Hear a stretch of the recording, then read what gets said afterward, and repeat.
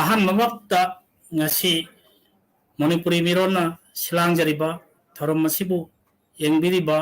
ꯇꯥꯕꯤꯔꯤꯕ ꯚꯤꯋꯥꯔ ꯃꯌꯥꯝꯒꯤ ꯃꯐꯝꯗ ꯑꯩꯍꯥꯛ ꯑꯦꯟ ꯁꯃꯟ ꯆꯟꯗ꯭ꯔꯖꯤꯠ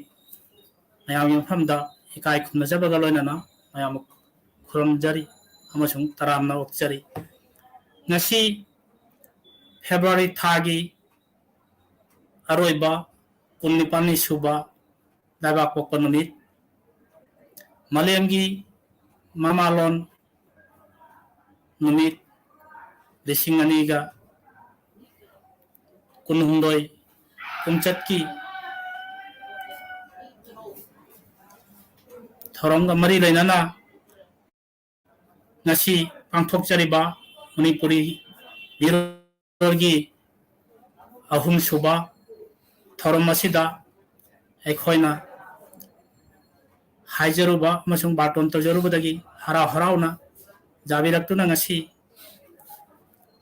ꯗꯥꯏꯂꯣग ꯄ꯭रोग्राम ꯑꯁꯤꯗ ꯁꯔꯨꯛ ꯌꯥꯕꯤꯒꯦꯅ ꯍꯥꯏꯗꯨꯅ ꯕꯪꯒ꯭ꯂꯥꯗꯦशꯀꯤ ꯃꯅꯤꯄꯨꯔꯤ ꯈꯨꯟꯅꯥꯏꯒꯤ ꯏꯀꯥꯏ ꯈꯨꯝꯅꯅꯤꯡꯉꯥꯏ ꯑꯣꯏꯔꯕ ꯑꯣꯖꯥ ꯑꯅꯤ ꯑꯃꯁꯨꯡ ꯃꯅꯤꯄꯨꯔꯤ ꯈꯨꯟꯅꯥꯏꯗ ꯃꯩꯇꯩ ꯃꯌꯦꯛ ꯑꯃꯁꯨꯡ ꯂꯣꯟ ꯇꯝꯕꯗ ꯏꯆꯪ ꯊꯧꯅ ꯁꯔꯨꯛ ꯌꯥꯔꯛꯂꯤꯕ ꯄꯥꯡꯒꯜ ꯅꯤꯡꯉꯣꯜ ꯃꯆꯥ ꯑꯃꯒ ꯂꯣꯏꯅꯅ ꯉꯁꯤ ꯑꯩꯈꯣꯏꯒꯤ ꯁ꯭ꯇꯨꯗꯤꯑꯣꯁꯤꯗ ꯑꯩꯈꯣꯏꯅ ꯀꯧꯖꯔꯛꯂꯤꯕꯁꯤꯗ ꯑꯣꯖꯥꯁꯤꯡꯒꯤ ꯃꯤꯡ ꯑꯣꯏꯅ ꯑꯩꯍꯥꯛꯅ ꯑꯍꯥꯟꯕꯃꯛꯇꯗ ꯑꯩꯅ ꯁ꯭ꯇꯨꯗꯤꯑꯣꯗ ꯀꯧꯁꯤꯟꯖꯔꯤ ꯑꯣꯖꯥ ꯕ꯭ꯔꯤꯟꯗꯥꯔꯥꯅꯤ, ꯃꯍꯥꯛ ꯑꯣꯛꯇ꯭ꯔꯤꯕꯤꯜ ꯈꯨꯡꯒꯪꯒꯤꯅꯤ, ꯃꯍꯥꯛ ꯍꯣꯛꯇꯤꯌꯥꯔ ꯈꯣꯂꯥ ꯄ꯭राइमारी गभ प्राइमारी स्कूल की असिस्टेंट टीचरनी। महाक सुपनगी ओजा खक्त नत्ते मणिपुरी खुनागी इकाई खुननिंगाई ओइरबी सोशल एक्टिविस्ट अमसुंग मणिपुरी लोन अमदी मयेकपु करमना जोखत्तुना मियामि मफमदा पाकसन्ना सिंदोखनगदे हाबसिदा मसागी थौदांगदगी ननागी ओइबा मयेक तंबिनबा लोन तंबिनबा स्कूल मसागी संगाइदा हांगदुना पाक चावना थौदांग लौरिबी इकाई खुमनिंगाई ओरिबी ओजा अमनी। अनि सुबदा एखोना ngasiगी थौरम असिदा इना कौसिनजरी इकाई खुमनिंगाई ओरबी ओजा कोंथौजम शिल्पी महाकसु सोनगांव गभ प्राइमारी स्कूल की असिस्टेंट टीचरनी लोइनाना महाकसु बांग्लादेश की मणिपुरी खुनागी सोशल एक्टिविस्ट अमनी। एक्टिविस्ट का लोइनाना महाकसु मणिपुरी लोन अमसुंग मयेक मपी तंबिना हाइदना लनागी ओइबा माकी वाखललोंदगी पुथोय हारगा ऑनलाइन प्लेटफॉर्म दा महाना ngasisu taknaba leitana si online gi platform da maitai mayak amasung loan tambiduna ekhogi loan ekhogi mayak asibu sangdoktuna sangdokpada maki pak chawraba thodam miyam yampham da sangdoktuna lakli mahak asdu tanatana social activist tawda bangladesh ta laiba manipuri khunai gi naibu chakhatpa kannambagi damakta maira paibi koba organization ama gisu mahak secretary general oina phampuribi amani ngasi ahum subada aina kausinjari akhoi bangladesh ta leriba akhoi pangal khunai gi chauthok chaninga raba kewali ghat ki mahiroi amani mahaki mamingna jasmine binti josin makus aina kausinjari mahak oja brindagi Meitei मयक loan तंबीबगी school असकी महिरोय अमनी एखोना ताबा fungi उबा fungi महाकी मरनागी माकी वाखलोंदगी एखोगी एखोना ngangliba loan असिगी लेजरिबा जखोगी मयक मपी असिबु करमना खंबा जागदगे हाइबगी माकी वाखलोंदगी मसाना चोंथोरक्तुना ngasi मा ओजा ब्रिंदागी दा चले हारगा मयक मपी फजना खंगे हाइबगी वाखलोंसी एखोना उबा fungi दुना कोने नुसिराबी महिरोय jasmine बिंतीबु तरामना ओक्चरी ओजा अनि मक्सु एखोना तरामना ओक्चरी दो मसी एखोना सानागदोबा थरम मसीगी टॉपिक ती इमालोन सिजिननबा अमसुंग संदोकपदा इमासिंगी थौदांग हारिबा थरम मसीदा ꯑꯣꯖꯥꯅꯤ ꯑꯃꯁꯨꯡ ꯃꯍꯩꯔꯣꯏ ꯖꯦꯁꯃꯤꯟꯒꯤ ꯃꯥꯏꯀꯩꯗꯒꯤ ꯃꯈꯣꯏꯒꯤ ꯋꯥꯈꯜꯒꯤ ꯐꯖꯔꯕ ꯋꯥꯈꯜ ꯄꯨꯈꯜ ꯑꯃꯗꯤ ꯑꯩꯈꯣꯏꯒꯤ ꯈꯨꯟꯅꯥꯏ ꯑꯁꯤꯗ ꯃꯅꯤꯄꯨꯔꯤ ꯂꯣꯟꯕꯨ ꯀꯔꯝꯅ ꯆꯥꯎꯈꯠꯍꯟꯒꯅꯤ ꯀꯔꯝꯅ ꯁꯟꯗꯣꯛꯀꯅꯤ ꯇꯨꯡꯒꯤ ꯁꯨꯔꯣꯟꯒꯤꯗꯃꯛꯇ ꯀꯔꯤ ꯑꯣꯏꯔꯛꯀꯅꯤ ꯍꯥꯏꯕꯒꯤ ꯋꯥꯈꯜꯂꯣꯟꯁꯤꯗ ꯃꯈꯣꯏꯒꯤ ꯋꯥꯈꯜꯂꯣꯟ ꯑꯗꯨ ꯉꯁꯤ ꯃꯤꯌꯥꯝꯒꯤ ꯃꯐꯝꯗ ꯃꯅꯤꯄꯨꯔꯤ ꯃꯤꯔꯣꯜꯒꯤ ꯑꯣꯟꯂꯥꯏꯟ ꯄ꯭ꯂꯥꯠꯐꯣꯝ ꯑꯁꯤꯗ ꯃꯌꯥꯝꯒꯤ ꯃꯐꯝꯗ ꯇꯥꯛꯄꯤꯔꯝꯒꯅꯤ ꯇꯝꯕꯤꯔꯝꯒꯅꯤ ꯍꯥꯏꯕꯁꯤ ꯑꯩꯈꯣꯏꯒꯤ ꯑꯆꯦꯠꯄ ꯊꯥꯖꯕꯅꯤ ꯑꯗꯨ ꯑꯩꯍꯥꯛꯅ ꯑꯍꯥꯟꯕꯃꯛꯇꯗ ꯑꯃꯨꯛꯀ ꯉꯁꯤꯒꯤ ꯊꯧꯔꯝ ꯑꯁꯤꯕꯨ ꯇꯥꯕꯤꯔꯤꯕ ꯌꯦꯡꯕꯤꯔꯤꯕ ꯕꯪꯂꯥꯒꯤ ꯃꯄꯥꯟꯗ ꯈꯨꯟꯗꯥꯗꯨꯅ ꯂꯩꯔꯤꯕ ꯃꯅꯤꯄꯨꯔꯤ ꯏꯆꯤꯟ ꯏꯅꯥꯎꯁꯤꯡꯅ ꯀꯔꯤꯒꯨꯝꯕ ꯑꯣꯖꯥꯁꯤꯡꯅ ꯃꯍꯩꯔꯣꯏꯅ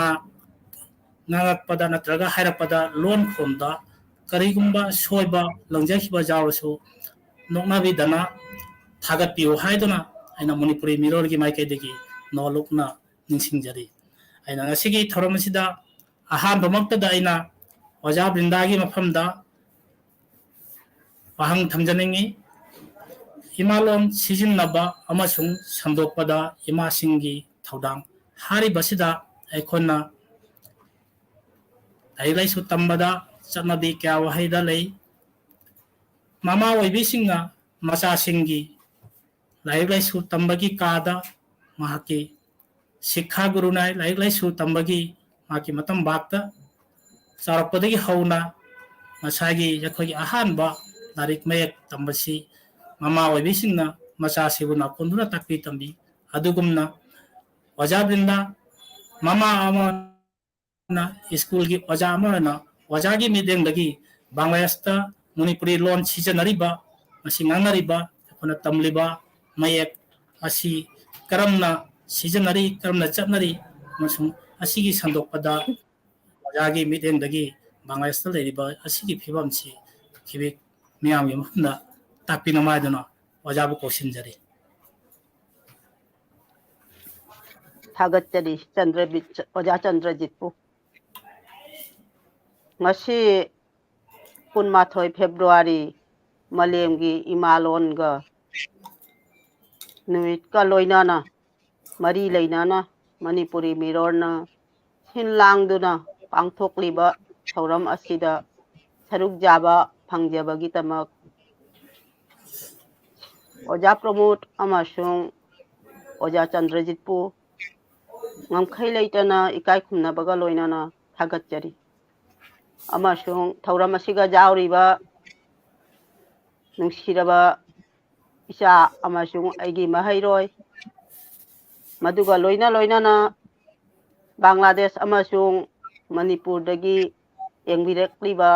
ꯃꯤꯠꯌꯦꯡ ꯊꯥꯕꯤꯔꯤꯕ ꯑꯣꯖꯥ ꯃꯌꯥꯝꯒꯤ ꯃꯐꯝꯗ ꯑꯩꯅ ꯏꯀꯥꯏ ꯈꯨꯝꯅꯕꯒ ꯂꯣꯏꯅꯅ ꯅꯣꯜꯂꯨꯛꯅꯅ ꯈꯨꯔꯨꯝꯖꯔꯤ ꯉꯁꯤ ꯃꯅꯤꯄꯨꯔꯤ ꯃꯤꯔꯣꯜꯅ ꯁꯤꯟ ꯂꯥꯡꯗꯨꯅ ꯂꯣꯟꯒꯤ ꯃꯇꯥꯡꯗ ꯃꯃꯥ ꯑꯣꯏꯕꯤꯒꯤ ꯊꯧꯗꯥꯡ ꯉꯁꯤ ꯃꯃꯥꯅ ꯄꯣꯛꯄꯗꯒꯤ ꯄꯤꯛꯂꯤꯉꯩꯗꯒꯤ ꯃꯆꯥꯁꯤꯡꯕꯨ ꯃꯃꯥꯅ ꯂꯣꯏꯅꯅ ꯆꯥꯎꯔꯛꯏ ꯑꯃꯁꯨꯡ ꯃꯃꯥꯗꯒꯤ ꯏꯃꯥꯂꯣꯟ ꯇꯝꯕ ꯍꯧꯏ ꯄꯤꯛꯂꯤꯉꯩꯗꯒꯤ ꯃꯃꯥꯅ ꯃꯆꯥꯗꯨꯕꯨ ꯃꯅꯉꯟꯗ ꯄꯣꯕꯤꯗꯨꯅ ꯅꯥꯎꯁꯨꯝ ꯏꯁꯩ ꯁꯛꯂꯒ ꯃꯆꯥꯗꯨꯕꯨ ꯇꯨꯡꯐꯨꯟ ꯇꯥꯜꯍꯜꯂꯤ ꯃꯃꯥꯅ ꯃꯆꯥꯕꯨ ꯄꯤꯛꯂꯤꯉꯩꯗꯒꯤ ꯃꯈꯨꯠ ꯁꯝꯗꯨꯅ ꯍꯩꯅꯥꯀꯣꯛ ꯈꯣꯡꯀꯥꯞ ꯇꯝꯕꯤ ꯃꯗꯨꯇꯁꯨ ꯅꯠꯇꯅ ꯃꯃꯥ ꯍꯥꯏꯕꯤꯅ ꯃꯆꯥꯕꯨ ꯆꯥꯛ ꯏꯟꯕꯤꯗꯨꯅ ꯇꯥꯏꯕꯪ ꯆꯤꯟꯖꯥꯛ ꯆꯤꯟꯗꯝꯕꯤ ꯁꯥꯔꯦꯞ ꯀꯥꯡꯗꯣꯡ ꯐꯥꯗ꯭ꯔꯤꯐꯥꯎ ꯃꯃꯥꯅ ꯃꯆꯥꯒꯤꯗꯃꯛ ꯃꯆꯥꯅ ꯃꯃꯥꯒꯤ ꯇꯧꯔꯤꯕ ꯊꯧꯔꯝ ꯃꯃꯥꯅ ꯇꯥꯛꯄꯤꯕ ꯃꯔꯝ ꯋꯥꯉꯥꯡ ꯁꯥꯍꯤꯠꯇꯒꯤ ꯅꯥꯠꯀꯤ ꯑꯣꯏꯕ ꯑꯗꯨ ꯃꯃꯥꯗꯒꯤ ꯇꯝꯕ ꯉꯥꯛꯇꯅꯤ ꯉꯁꯤ ꯄꯨꯟꯁꯤꯔꯣꯜꯗ ꯑꯍꯥꯟꯕꯗ ꯇꯥꯏꯕꯪꯗ ꯂꯥꯛꯄꯗ ꯏꯃꯥꯗꯒꯤ ꯏꯃꯥꯅ ꯇꯝꯕꯤꯕ ꯉꯥꯛꯇꯅꯤ ꯏꯃꯥꯗꯒꯤ ꯇꯝꯖꯕ ꯉꯥꯛꯇꯅꯤ ꯃꯆꯥꯅ ꯂꯥꯏꯔꯤꯛ ꯂꯥꯏꯁꯨ ꯐꯤꯖꯦꯠ ꯆꯥꯛꯁꯦꯠ ꯅꯥꯠꯀꯤ ꯑꯣꯏꯕ ꯀꯨꯝꯍꯩ ꯋꯥꯔꯤ ꯑꯗꯨ ꯃꯃꯥꯗꯒꯤ ꯃꯆꯥꯅ ꯇꯝꯕ ꯉꯥꯛꯇꯅꯤ ꯁꯝꯅ ꯍꯥꯏꯕꯗ ꯄꯣꯛꯄꯗꯒꯤ ꯁꯤꯗ꯭ꯔꯤꯐꯥꯎ ꯄꯨꯟꯁꯤꯂꯣꯟꯗ ꯏꯅꯥꯠꯀꯤ ꯑꯣꯏꯕ ꯊꯧꯔꯝ ꯄꯨꯝꯅꯃꯛ ꯃꯃꯥꯗꯒꯤ ꯃꯆꯥꯅ ꯇꯝꯕ ꯉꯥꯛꯇꯅꯤ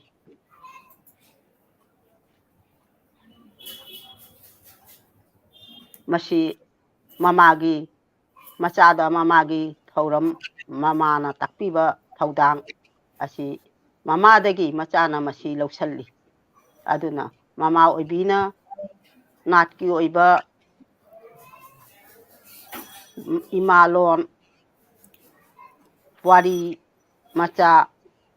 ꯃꯥꯅꯦ ꯑꯩꯈꯣꯏꯅ ꯆꯠꯅꯂꯣꯟꯗ ꯑꯉꯥꯡꯗꯨꯅ ꯃꯃꯥꯗꯒꯤ ꯄꯨꯝꯅꯃꯛ ꯇꯝꯂꯤꯕꯅꯤ ꯑꯗꯨꯅ ꯃꯃꯥꯒꯤ ꯑꯁꯤꯒ ꯊꯧꯔꯝ ꯊꯧꯗꯥꯡꯗꯤ ꯃꯃꯥꯅ ꯃꯆꯥꯒꯤꯗꯃꯛ ꯍꯥꯏꯕꯗꯤ ꯃꯥꯂꯦꯝꯁꯤꯗ ꯃꯃꯥꯗꯒꯤ ꯃꯆꯥꯅ ꯇꯝꯕ ꯅꯠꯇꯅ ꯑꯇꯩ ꯀꯗꯥꯏꯗꯁꯨ ꯃꯃꯥꯅ ꯇꯝꯕꯈꯩ ꯃꯥꯂꯦꯝꯁꯤꯗ ꯃꯃꯥꯅ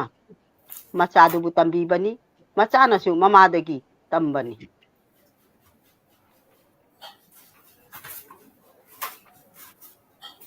ꯉꯁꯤ ꯏꯃꯥꯂꯣꯟ ꯆꯥꯎꯈꯠꯄ ꯏꯃꯥꯒꯤ ꯊꯧꯗꯥꯡ ꯐꯨꯔꯨꯞ ꯑꯃ ꯕꯥ ꯖꯥꯇꯤ ꯑꯃ ꯍꯤꯡꯕ ꯇꯥꯕꯗ ꯏꯃꯥꯂꯣꯟꯗꯨ ꯍꯤꯡꯂꯒꯅꯤ ꯐꯨꯔꯨꯞ ꯑꯗꯨ ꯍꯤꯡꯗꯣꯔꯤꯕꯁꯤ ꯑꯗꯨꯅ ꯐꯨꯔꯨꯞ ꯑꯗꯨꯒꯤ ꯏꯃꯥꯂꯣꯟꯗꯨꯕꯨ ꯍꯥꯟꯅ ꯍꯤꯡꯕꯒꯤ ꯃꯊꯧ ꯇꯥꯏ ꯍꯥꯏꯕꯁꯦ ꯑꯩꯈꯣꯏꯅ ꯈꯪꯒꯗꯕꯅꯤ ꯉꯁꯤ ꯕꯪꯒ꯭ꯂꯥꯗꯦꯁꯇ ꯃꯅꯤꯄꯨꯔꯤ ꯑꯩꯈꯣꯏꯒꯤ ꯃꯤꯁꯤꯡ ꯂꯤꯛꯏ ꯃꯁꯤꯒ ꯏꯃꯥꯂꯣꯟ ꯑꯩꯈꯣꯏ ꯏꯃꯨꯡ ꯃꯅꯨꯡꯗ ꯉꯥꯡꯅꯩ ꯃꯄꯥꯟ ꯊꯣꯛꯈ꯭ꯔꯕꯗꯤ ꯕꯪꯂꯥꯅ ꯉꯥꯡꯅꯩ ꯑꯗꯨꯅ ꯕꯪꯒ꯭ꯂꯥꯗꯦꯁꯇ ꯃꯅꯤꯄꯨꯔꯤ ꯑꯩꯈꯣꯏꯒꯤ ꯈꯣꯜꯂꯥꯎꯗꯤ ꯏꯃꯥꯂꯣꯟ ꯉꯥꯡꯁꯤ ꯏꯃꯥꯂꯣꯟ ꯇꯝꯁꯤ ꯏꯃꯥꯂꯣꯟ ꯏꯁꯤ ꯏꯃꯥꯂꯣꯟ ꯅꯨꯡꯁꯤꯁꯤ ꯉꯁꯤ ꯁꯅꯥ ꯂꯩꯄꯥꯛ ꯃꯅꯤꯄꯨꯔꯗꯗꯤ ꯄ꯭ꯔꯥꯏꯃꯥꯔꯤ ꯊꯥꯛꯇꯒꯤ ꯍꯧꯅ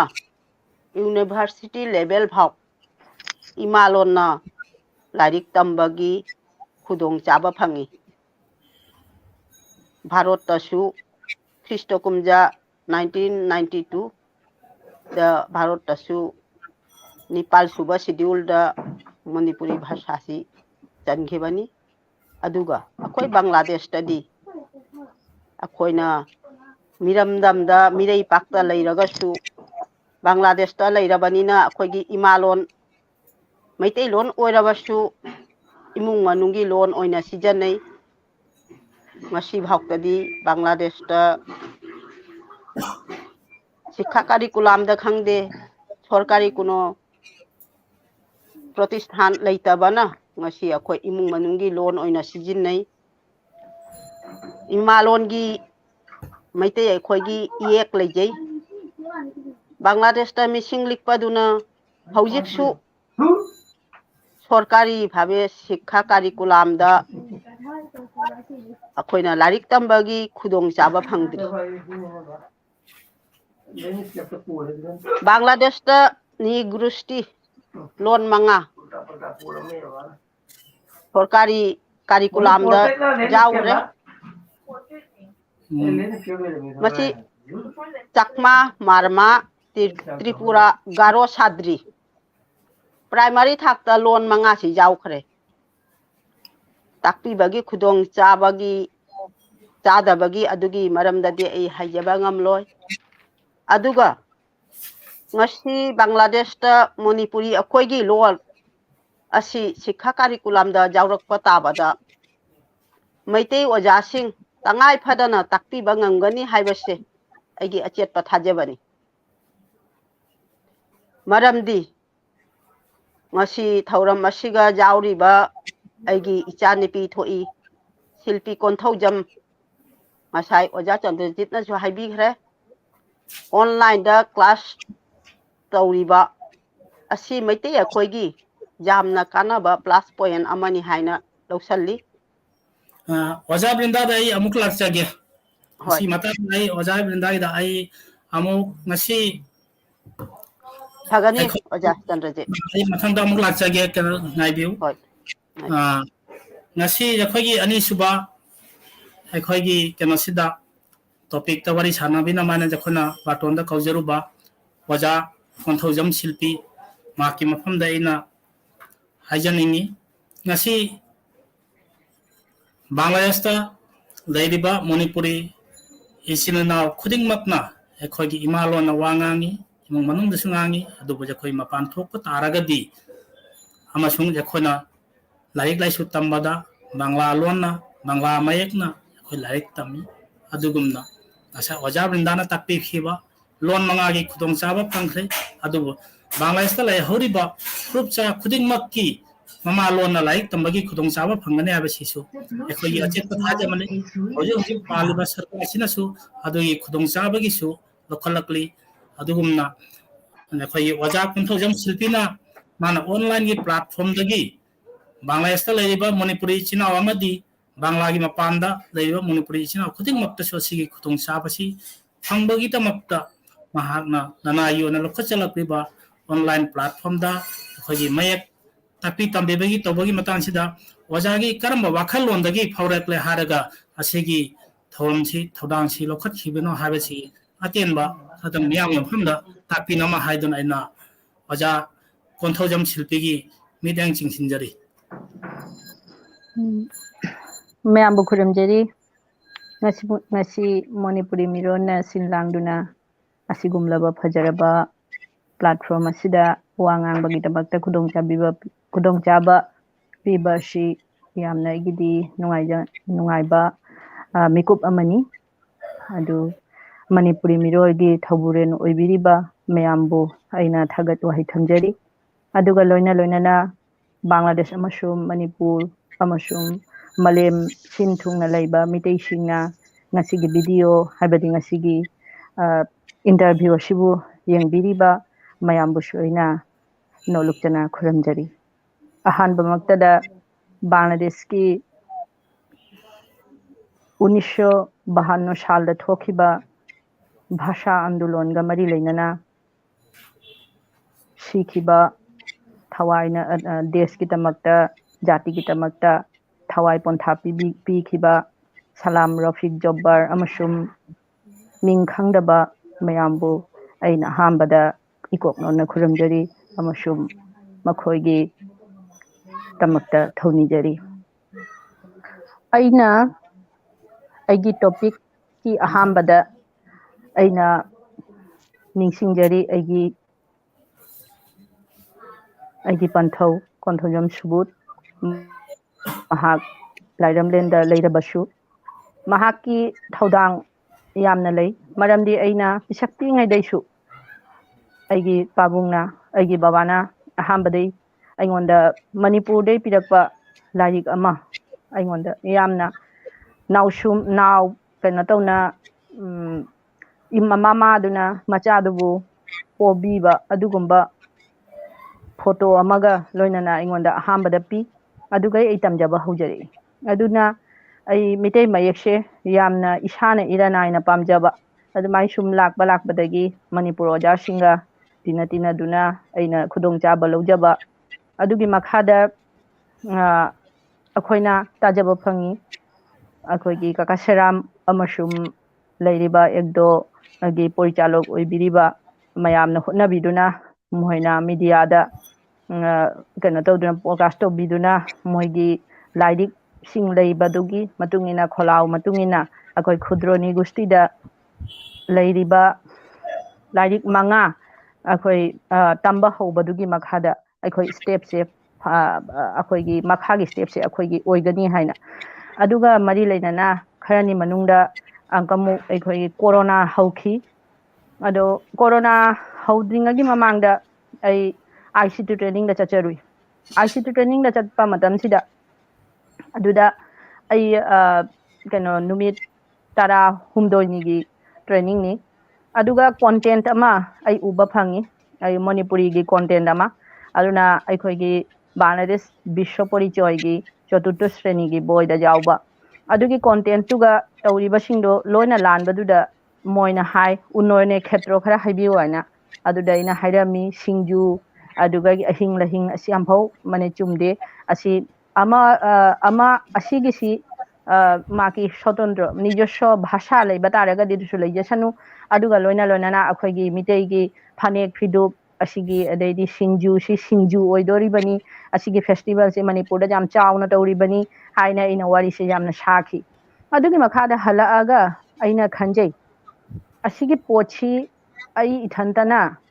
honanadi kanaroi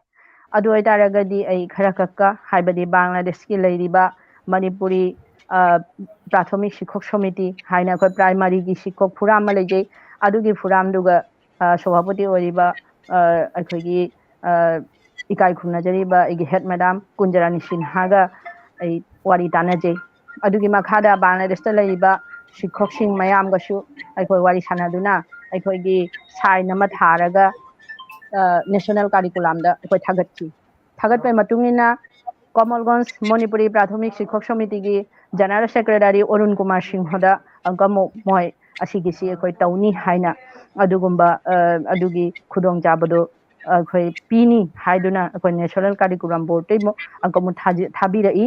अदुगी दुगा अंकमो काका सेरामदसु सेराम काकादसु थारेई अदिगी मतांगदा Manipuri उन्नयन संस्था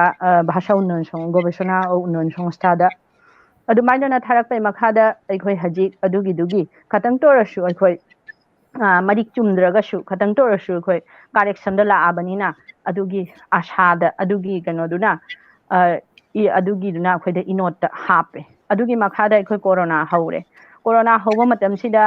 अदुगा इंगांग सिंगसि लोइना माकी कनो तोना मोबाइल दे एडिक्टेड ओइबा होगले मपान दा खोलक्ता बदुगा अदुगा अदुई मतमदुगा अखोयगी इनोमजा ब्रिंदा बिता मैडमना माहाकी होक्टार खोलादा स्कूल हौबे मखादा अइना खल्ली असिगी सिनदी अखोय होक्टार खोलादा इनोमजाना हौरबनिना अइ लोइना दा ओइनाबा हाइना अइ हौजरागे हाइना अइ 21 की 2021 की कनोगा अखोयगी मणिपुरदा अखोय 8 शेड्यूल दा चनखिबा अदुगा मरी लेना अगस्त की 20 गा मरी लेना 23 दा हौजखिबनी अदुगा अइना खंजखि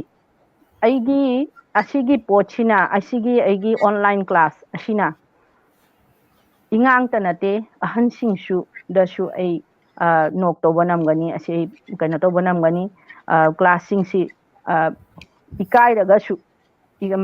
तंबा लाकपा इकाइरगसु असिगा ओइना मोय तम्मगा खतंग तोसु खुदोंग चाबा फंगनी हाइबा अदुगे वाखललोंदा अइना सिगी ऑनलाइन Manipuri ऑनलाइन क्लास सि अइ तौजखिबनी अदुनि थागतचरी ओजा शिल्पीबु महाकना क्रमना ऑनलाइन दा क्लास लबगी माकी थौदांग रपगी माकी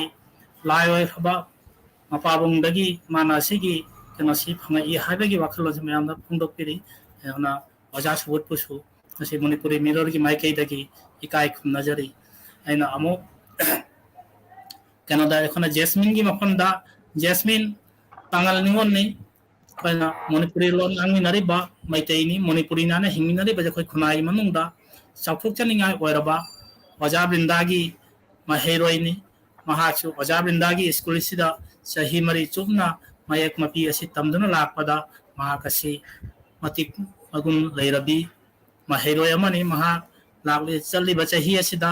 SSC परीक्षा थागदबी कैंडिडेट अमनी दुना महाकी मफमदा अइना हांजनिंगी जे करमना महाकी वाखललोंदगी मैते मैसी तमनिंगबा फावरखिबनो हाइबसी कमाना तवरखिबनो हाइबसी अइना हमतंग जैस्मिन बु माकी वाखललोंसी मयामी मफमदा फोंदोकपिनमा हाइदुना जैस्मिन की मिडंग चिंगसिंजरी जैस्मिन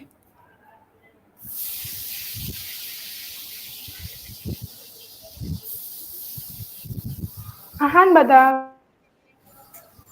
ꯃꯅꯤꯄꯨꯔꯤ ꯃꯤꯔꯣꯜꯒꯤ ꯐꯝꯂꯤꯕ ꯑꯣꯖꯥ ꯑꯃꯁꯨꯡ ꯏꯪꯂꯤꯕ ꯑꯣꯖꯥ ꯃꯤꯌꯥꯝ ꯄꯨꯝꯅꯃꯛꯄꯨ ꯑꯩ ꯁꯂꯥꯃꯥꯗ ꯐꯣꯠꯆꯔꯤ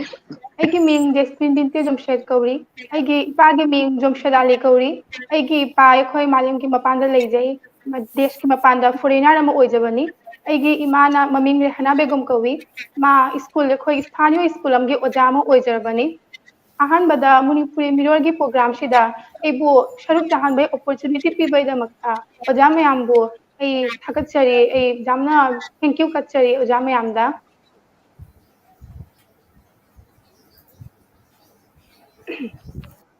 ꯑꯩꯁꯤ ꯄꯥꯡꯒꯜ ꯖꯥꯇꯤ ꯑꯃꯅꯤ ꯃꯅꯤꯄꯨꯔꯤ ꯃꯅꯨꯡꯗ ꯄꯥꯡꯒꯜ ꯖꯥꯇꯤꯁꯤ ꯃꯅꯤꯄꯨꯔꯤ ꯃꯔꯣꯟ ꯃꯥꯟꯅꯩ ꯄꯥꯡꯒꯜꯒ ꯃꯤꯇꯩꯒ ꯃꯔꯣꯟ ꯃꯥꯟꯅꯔꯕꯅꯤꯅ ꯑꯩꯈꯣꯏ ꯃꯥꯇ꯭ꯔꯤꯚꯥꯁꯥ ꯃꯥꯟꯅꯩ ꯑꯩꯈꯣꯏ ꯃꯥꯇ꯭ꯔꯤꯚꯥꯁꯥ ꯃꯅꯤꯄꯨꯔꯤ ꯚꯥꯁꯥ ꯑꯩꯈꯣꯏꯒꯤ ꯌꯨꯝꯗ ꯑꯩꯈꯣꯏ ꯏꯄꯥꯗꯒꯤ ꯄꯣꯛꯄꯗꯒꯤ ꯑꯩꯈꯣꯏ ꯃꯅꯤꯄꯨꯔꯤ ꯂꯣꯟꯁꯤ ꯇꯝꯖꯔꯛꯏ ꯃꯅꯤꯄꯨꯔꯤ ꯂꯣꯟ ꯉꯥꯡꯖꯔꯛꯏ ꯉꯥꯡꯉꯒꯁꯨ ꯃꯅꯤꯄꯨꯔꯤ ꯕꯣꯔꯅꯣꯃꯥꯂꯥ ꯃꯅꯤꯄꯨꯔꯤ ꯑꯦꯜꯐꯥꯕꯦꯠ ꯂꯩꯕꯁꯤ ꯑꯩꯈꯣꯏ ꯈꯪꯖꯗꯦ ꯑꯩꯈꯣꯏ ꯈꯪꯉꯝꯗꯦ जे मणिपुरी अल्फाबेट ꯑꯃ ꯂꯩ ꯑꯗꯨ ꯇꯝꯕ ꯇꯥꯏ ꯑꯗꯨꯒ ꯈꯪꯉꯝꯗꯦ ꯑꯗꯨꯒ ꯑꯩꯈꯣꯏ ꯃꯃꯥꯒꯤꯁꯨ ꯀꯣꯂꯤꯛ ꯑꯣꯏꯖꯕ ꯑꯩꯈꯣꯏꯕꯨ ꯄꯤꯛꯏꯉꯩꯗꯁꯨ ꯇꯥꯛꯄꯤꯔꯛꯄ ꯑꯣꯖꯥ ꯕ꯭ꯔꯤꯟꯗꯥꯔꯥꯅꯤ ꯁꯤꯟꯍꯥꯅ ꯑꯩꯈꯣꯏ ꯃꯃꯥꯗ ꯃꯍꯥꯛꯅ ꯃꯅꯤꯄꯨꯔꯤ ꯂꯣꯟ ꯇꯥꯛꯄꯤꯖꯕꯒꯤ ꯊꯧꯔꯥꯡ ꯑꯃ ꯂꯧꯒꯅꯤ ꯍꯥꯏꯅ ꯑꯩꯈꯣꯏ ꯃꯃꯥꯗ ꯍꯥꯏꯖꯔꯛꯄꯅꯤ ꯑꯗꯨ ꯑꯩꯈꯣꯏ ꯃꯃꯥꯅ ꯑꯩꯉꯣꯟꯗ ꯍꯥꯏꯖꯔꯛꯄꯅꯤ ꯅꯪꯁꯨ ꯇꯝꯅꯤꯡꯕ꯭ꯔꯣ ꯀꯩꯅꯣ ꯍꯥꯏꯅ ꯑꯗꯨ ꯇꯥꯕꯩ ꯃꯈꯥ इंटरेस्ट में लाइजे आइसु मणिपुरी जाति की मी अमोय अमनी अखोय पांगल गा मितेगा मरोन सु माने अदुना मरोन से तंबा ताई अदु आई खंगबा ताई इबा ताई मणिपुरी अमो ओइदना अल्फाबेट तो इबा ताबदो एगे दमक्तोने प्राउड फील मोमेंट अमो ओइदो बने आइना आई इंटरेस्ट में लाए अदुना अखोय गी पिइ आइदे ताकपिरकपा ओजा बिंदारानी सिन्हाता मागी मेम दा तंबा चचबनी अखोय मणिपुरी लोनसी अखोय ओजा बिंदारानी सिन्हाना मागी निजेगी कुनो फाइनेंशियल हेल्प छरा माई निजेगी उद्युक्ता अखोय बु ताकपिबनी मणिपुरी लोनसी माई मेमगी मांगोंदा अखोय महिरल पुनमा कुंथा मंगाबु पुन्ना माना ताकपिजबनी उदा जप्पे मखा मणिपुरी लोनसी अखोय तंबे इंटरेस्ट दी आरो बारी रहे आरो तमगे आने इंटरेस्ट में लाए थागतचरी जखै कनबो जेस्मिन बु महाकी फाजरबा वाहै खुदोल मियाम यमफमदा थम्बिबगिदम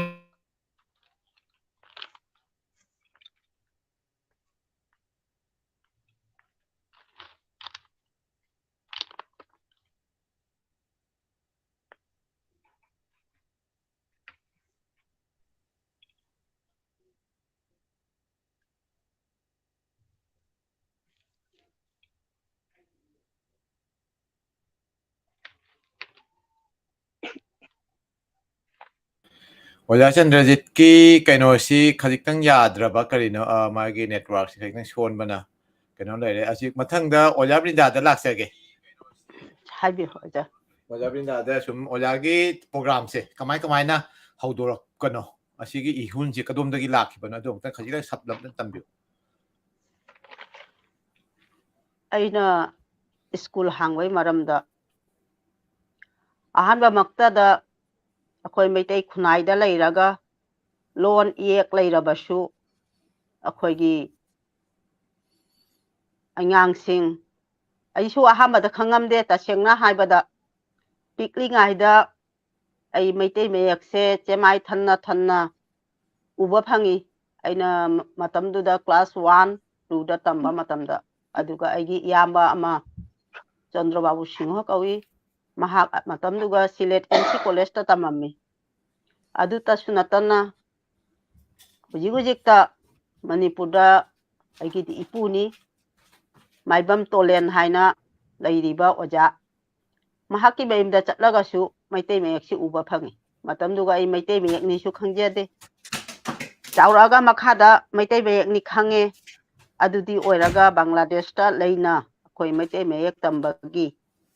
खुदोंग चाबदु फंगदे मखादा ओजा एके सेरामगी लारिक अमा खुत्ता फंगी बांग्लादेशता मयक मपीगी लारिक फोंगबा लारिक तु फंगवा मखादगी अइ वाखल्लोंदा मरमदी अइना इपुरोइबा युम नाइरकपसी 1991 दनी अदुना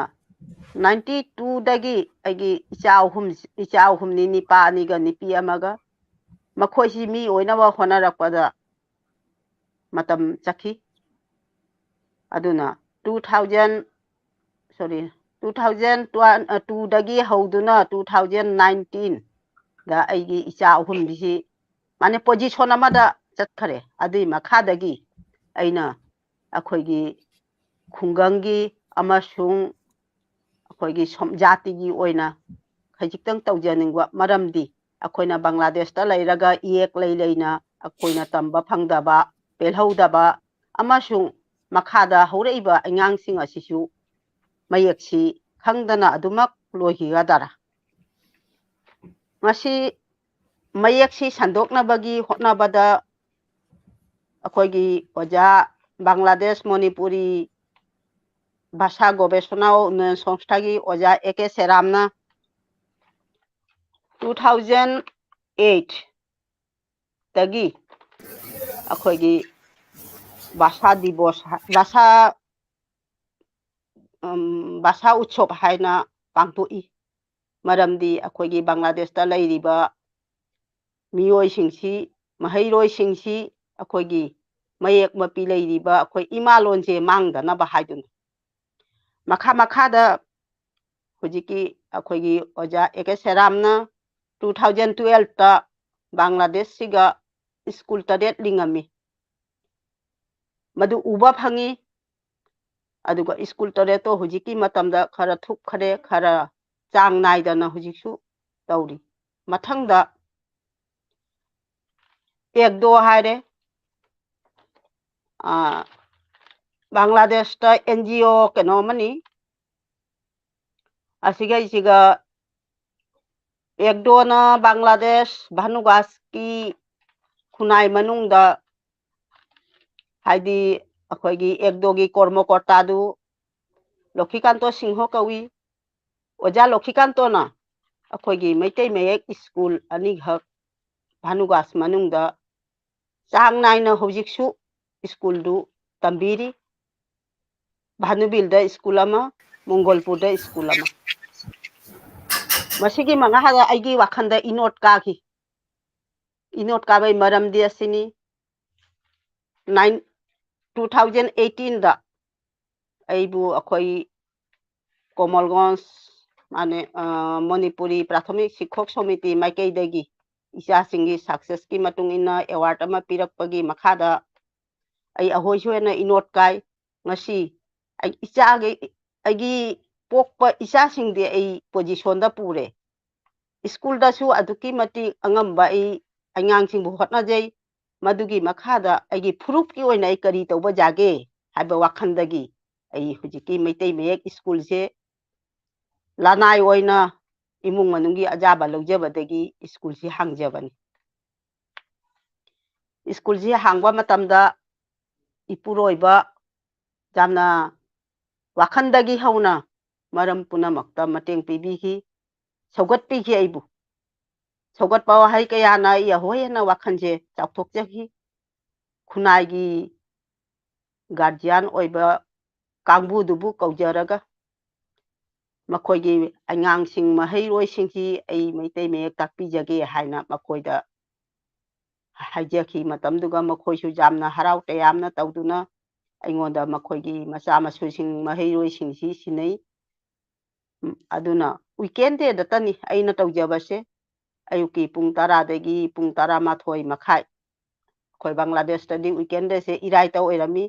hojik tadi irai ga thangjaga ore aduna ahamba haubada mahairoi 19 tani madugi makhada loina na hujik aigi mahairoi nungsiraba Jasmine Binte hairisi loina na pangalga mahairoi 35 suki mahairoi 35 si chahi chupa tawraga makhoi budi kano pina pukning thogat pagi thoram madi tawbatai makhoina changeng ji natragadi makhoi se ngasi